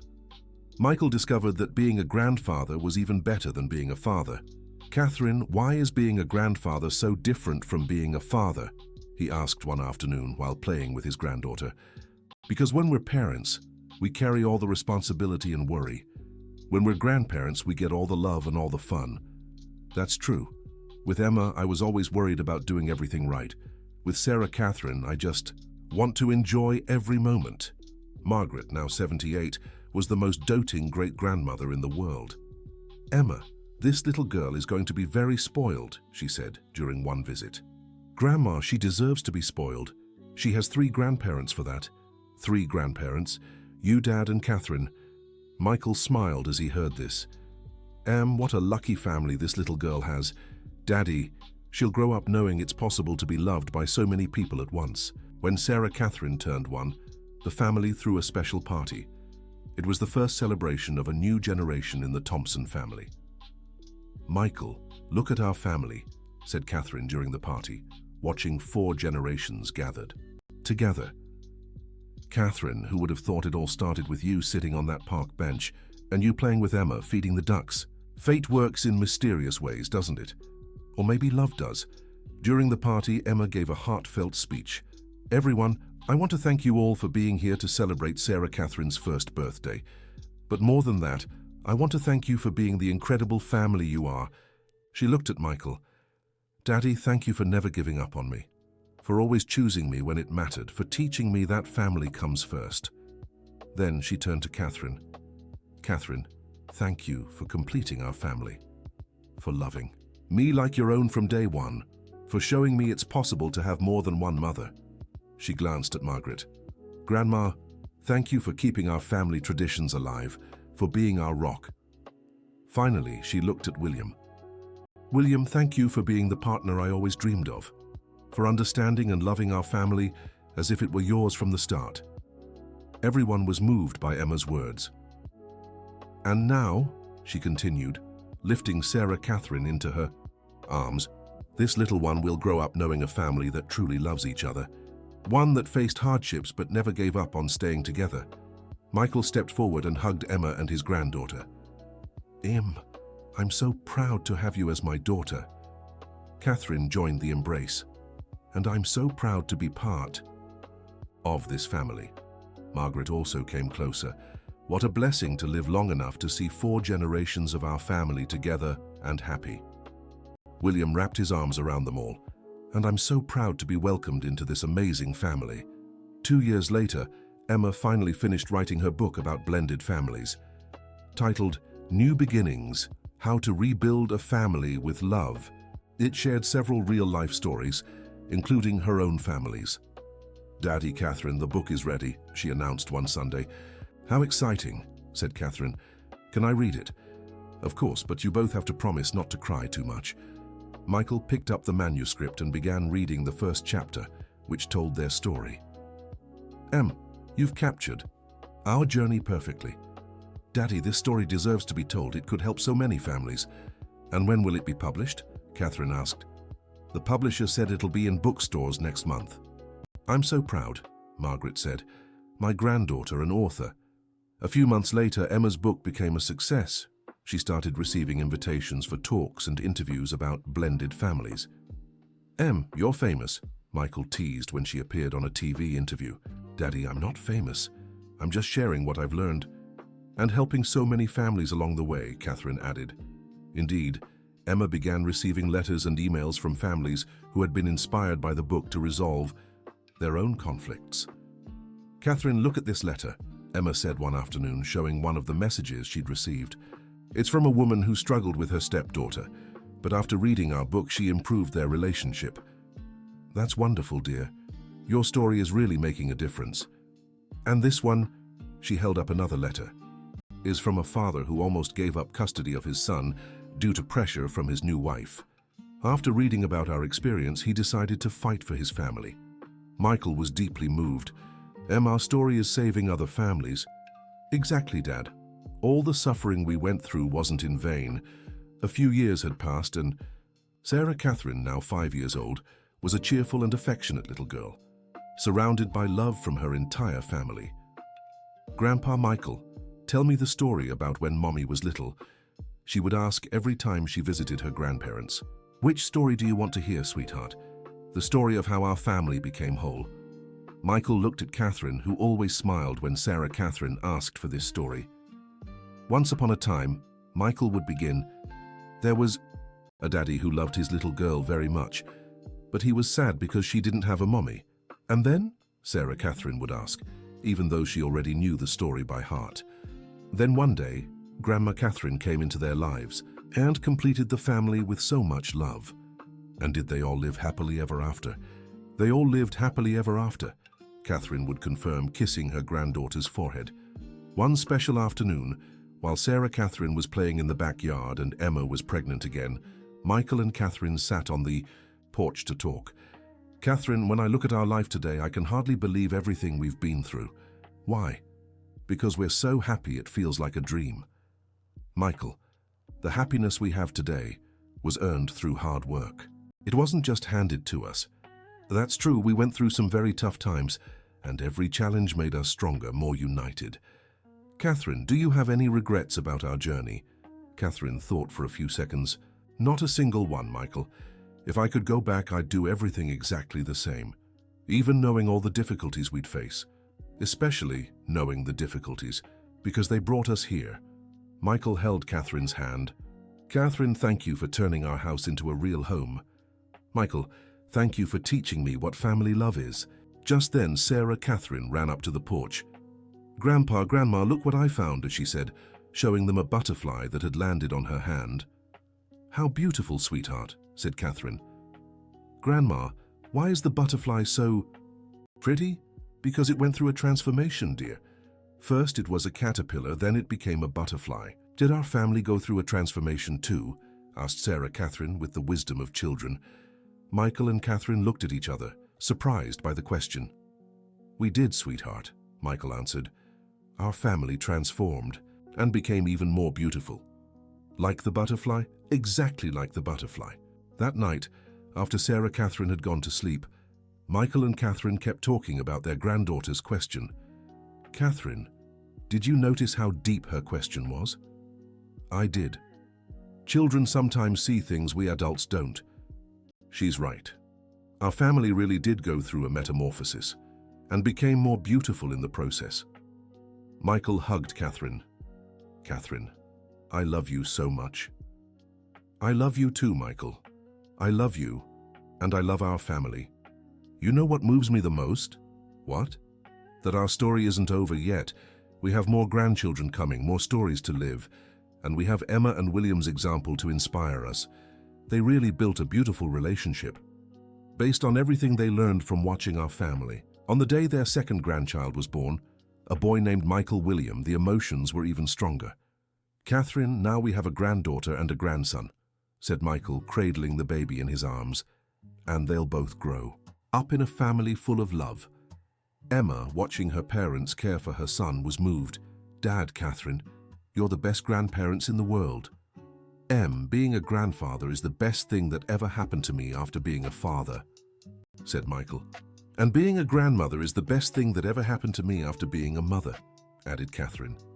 Margaret, now 82 but still sharp and loving, held her great-grandson's hand. Michael William, you're going to grow up in a very special family, she whispered to the baby. A family that learned love always finds a way. Years passed, and the Thompson family continued to grow and thrive. Sarah Catherine became a studious and affectionate girl. Michael William grew up strong and cheerful, and Emma and William had another child, a girl named Margaret Catherine, in honor of both grandmothers. Michael and Catherine's house became the family gathering place, always filled with children's laughter, adult conversations, and lots of love. Catherine, our house has never been empty since, Michael remarked one Sunday afternoon, surrounded by grandchildren. And thank goodness for that. A home is meant for family, she replied. Do you remember when we thought it would just be the two of us forever? I do. And look what our family has become. One day, Sarah Catherine, now 10 years old, asked a question that surprised everyone. Grandpa Michael, why do you and Grandma Catherine love each other so much? Michael smiled. Why do you ask, sweetheart? Because at school, my teacher said many couples split up, but you two seem to love each other more every day. Catherine joined the conversation. Sarah Catherine, your grandfather and I love each other because we choose to love each other every day. What do you mean? Love isn't just a feeling. Dear, it's a choice we make every day, Michael explained. And you choose to love each other every day. Every single day, Catherine confirmed, even when you argue. Michael and Catherine laughed. Especially when we argue, Catherine said. Because it's easy to love when everything's fine. The hard part is choosing to love when there are problems. And you always choose to? Always, Michael replied. Because our family is more important than any argument. That night, Sarah Catherine told her parents about the conversation with her grandparents. Mom, I want a marriage like Grandpa Michael and Grandma Catherine's when I grow up. And what's their marriage like? Emma asked. They choose each other every day, even when they argue. William smiled. Sarah Catherine, your grandparents, really do have a special relationship. Dad, do you choose each other every day too? We try, sweetheart. We try to follow their example. A few years later, when Sarah Catherine was 15, she wrote a school essay about family that moved everyone. Grandpa, Grandma, can I read my essay to you? She asked one afternoon. Of course, dear, Catherine said. Sarah Catherine began, reading. My family is special because it was built with love and the right choices. My grandpa Michael could have chosen anything when my mum was little, but he always chose to be a father. My grandma Catherine could have chosen a simpler life, but she chose to love a family that wasn't originally hers. My mum could have chosen to hold on to bitterness from the hardships she faced, but she chose to use her experience to help others. My parents could have chosen to build a life just for themselves, but they chose to include all of us, grandparents and uncles. I've learned that family isn't something that happens by chance. It's something we build every day with our choices, and I'm proud of the choices my family has made. Tears welled in Michael's eyes as she finished. Sarah Catherine, what a beautiful essay. Grandpa, it's true. You've taught me that family is a daily choice. Catherine hugged her granddaughter. Sweetheart, I'm so proud of your wisdom. Grandma, when I grow up, I want to build a family just like ours. And you will, sweetheart, because you have the right example. That year, the family celebrated a special milestone, Michael and Catherine's 15th wedding anniversary and Emma and William's 10th. Catherine, can you believe we've been married 15 years? Michael asked during the celebration. It feels like just yesterday we met in the park, and yet, like a lifetime of happiness. Michael, these were the best 15 years of my life, and they'll only be the beginning of the best years of our lives. During the celebration, Emma gave an emotional speech about family. Everyone, today we're not just celebrating Dad and Catherine's crystal anniversary and William's and my tin anniversary. We're celebrating the success of a family that knew how to rebuild and reinvent itself. She looked at Michael. Khayated, you taught me that a real father never gives up. Never. She turned to Catherine. Catherine, you taught me that love has no limits, that it's possible to love a child you didn't bear without reservation. She glanced at William. William, you taught me that true partnership means supporting each other's dreams. Finally, she looked at the children. And you, my loves, teach me every day that fighting for family is worth it. Margaret, now 87, asked to speak as well. My dears, I've been lucky enough to see 4 generations of this family. I've witnessed hard times and wonderful moments, but what makes me proudest is seeing each generation learn to love better than the last. Michael held Margaret's hand. Mrs. Wilson, you were the foundation of all this, our rock. Michael, you all were the foundation. You proved that family isn't just about blood, it's about love, dedication, and the right choices. That night, after everyone had left, Michael and Catherine sat on the porch as they had for so many years. Catherine, have you ever thought about how different our story could have been? How so? So if I hadn't had the courage to leave Jennifer, if you hadn't agreed to meet us, if Em hadn't been so mature. Michael, but all of that did happen. And it happened because it was meant to. Do you believe in destiny? I believe some people are meant to find each other, and that love always finds a way. Michael kissed Catherine softly. Catherine, thank you for being my destiny. Michael, thank you for being my family. A few years later, Margaret passed away peacefully at 90, surrounded by her entire family. It was a sorrowful goodbye, but also a celebration of a life well lived. Grandma lived to see great-great-grandchildren, Emma said during the wake. Few are that lucky. And she saw our family grow and thrive, Michael added. I believe she left in peace. As Grandma always said, family was the most important thing in the world, Sarah Catherine recalled, and she was right. After Margaret's passing, the family grew even closer. Michael and Catherine officially became the family's patriarch and matriarch, and their home remained the gathering place for everyone. Years went by and Michael and Catherine grew old together, always hand in hand, always supporting each other. Catherine, when I look at our life, all I feel is gratitude, Michael said one afternoon as they played with their great-grandchildren. Gratitude for what? For everything. For finding you, for raising Em, for building this beautiful family. Michael, our greatest victory was proving that it's possible to start over, that it's never too late to be happy, and that a true family is the one you choose, not just the one you're born into. Catherine held Michael's hand. Michael, if I had to live it all again, I'd choose you and Em 1,000 times. And I'd choose you forever, Catherine.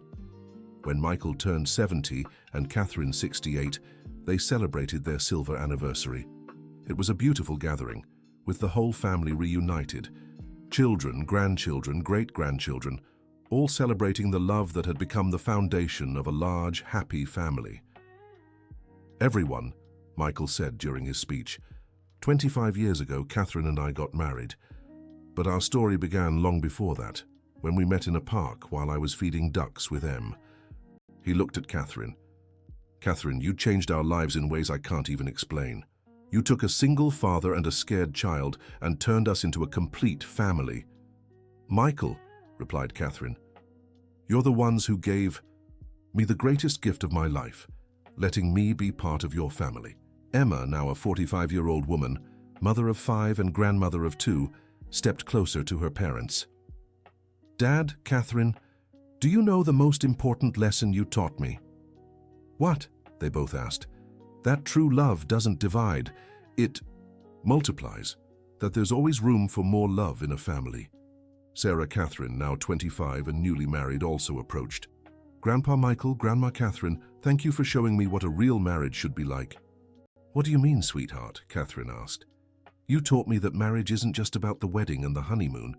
It's about choosing to love each other every day, supporting one another, building a family together. Michael was moved. Sarah Catherine, I'm so proud to know our story inspired yours. It did, Grandpa. I chose my husband following your example, someone who loves me and loves my family too. That night, Michael and Catherine found themselves alone at home for the first time in a long while. Catherine, have you noticed how quiet our house is after all these years? I have, but it's a good kind of quiet. The quiet of a job well done, of a family successfully built. Michael, do you remember that day when Emma was crying on the stairs, clutching her teddy bear? How could I forget? It was one of the worst days of my life. And look what it turned into. Back then, who could have imagined that 25 years later, we'd be here surrounded by children, grandchildren, and great-grandchildren? Catherine, our story proves it's always worth fighting for family. And that it's never too late for a new beginning. Michael hugged Catherine. Catherine, I love you. I love our story. I love our family. I love our life. I love you too, Michael. And I love everything we've built together. A few years later, when Michael was 75, he received a diagnosis that shook the whole family: early-stage Alzheimer's. Catherine, how do we tell the family? He asked after hearing the news. Michael, we'll tell them honestly. Our family has always faced challenges together.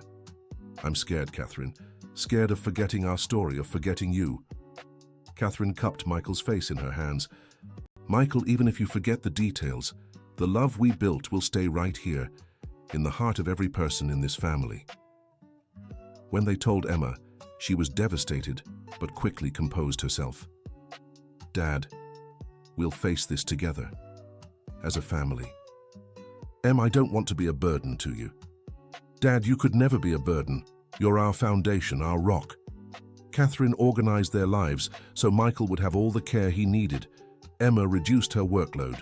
The grandchildren turned spending time with their grandfather, and Catherine devoted herself entirely to caring for her husband. Catherine, why don't you put me in a specialized facility?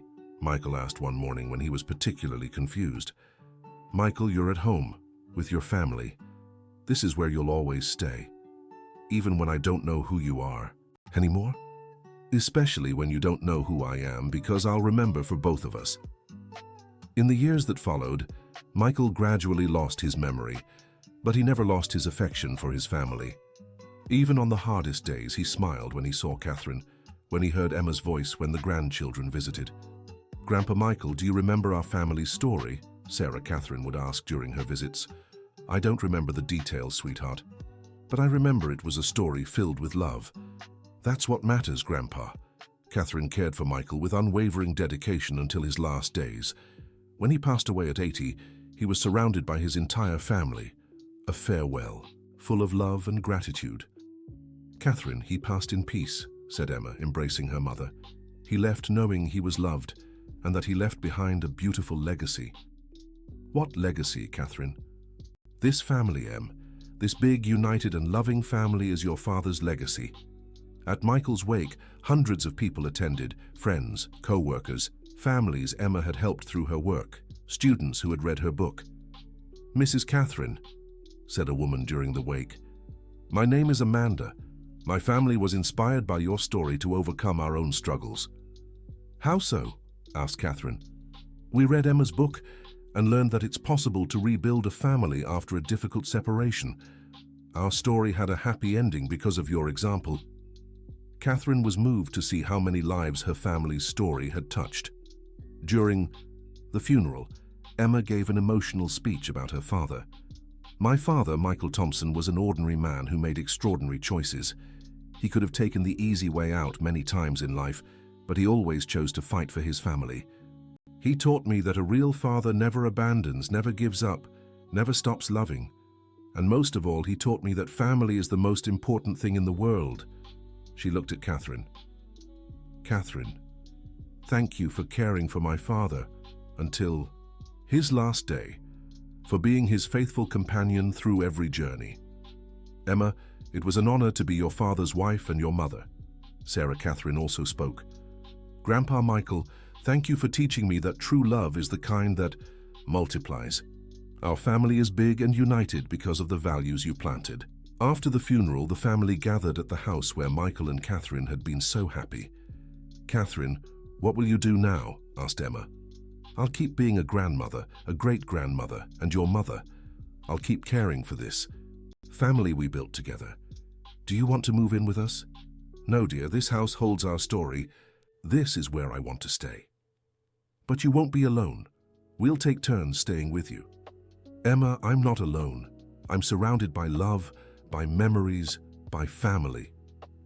In the years that followed, Catherine became the family's official matriarch. Her home remained the gathering place for everyone, and she continued to be the guiding light of love and wisdom for her children, grandchildren, and great-grandchildren. Grandma Catherine, said Sarah Catherine one afternoon while visiting her, do you miss Grandpa Michael? I miss him dearly, sweetheart, but I'm also so grateful for the life we shared. Do you have any regrets? Catherine thought for a moment. I regret not meeting all of you sooner. We could have had more time together. But Grandma, maybe you found each other at just the right time when you were ready for one another. Sarah Catherine, what beautiful wisdom. You're right. When Catherine turned 80, the family threw a special celebration, not just for her life, but for the entire family she had helped build. Everyone, Catherine said during the party, when I look at all of you, I can only feel gratitude. Gratitude for being part of this incredible family. Emma stepped closer to her mother. Catherine, you didn't just take part in this family. You created it. Together with Dad, you built something beautiful and lasting. Emma, our greatest achievement was proving that family isn't just about blood. It's about love, dedication, and the right choices. And most of all, added Sarah Catherine, you proved it's never too late to be happy. Catherine lived to 85, always sharp, always loving, always the heart of the family. When she passed, it was just like Michael, at home, surrounded by love. Catherine fulfilled her mission, Emma said at the wake. She completed our family and taught us to love without limits. She will be missed, said Sarah Catherine, now 40 years old and a mother of 3. She will be missed, but her legacy will live on forever in the generations to come. After Catherine's passing, the family continued gathering at the house where Michael and Catherine had been so happy. Emma took on the role of matriarch, always remembering her parents' teachings. "Mum," Sarah Catherine said during one of these gatherings, "do you think Grandpa Michael and Grandma Catherine would be proud of the family we are today?" "I'm absolutely certain, dear. They planted seeds of love, and today we have a beautiful, flourishing family tree." "With how many branches?" Emma counted silently. "We're 5 generations, dear. 5 generations of people who learned to love without limits." Years later, when Sarah Catherine was a woman of 60, she decided to write the sequel to her mother's book. The new book would be titled Legacies: How Love Spans Generations. "Mom," she said to Emma, now 80, "I want to write our complete story, from when Grandpa Michael was young until today." "What a wonderful idea, dear. Our story deserves to be told in full." "Mom, what do you think is the most important lesson our family has taught?" Emma thought carefully before answering.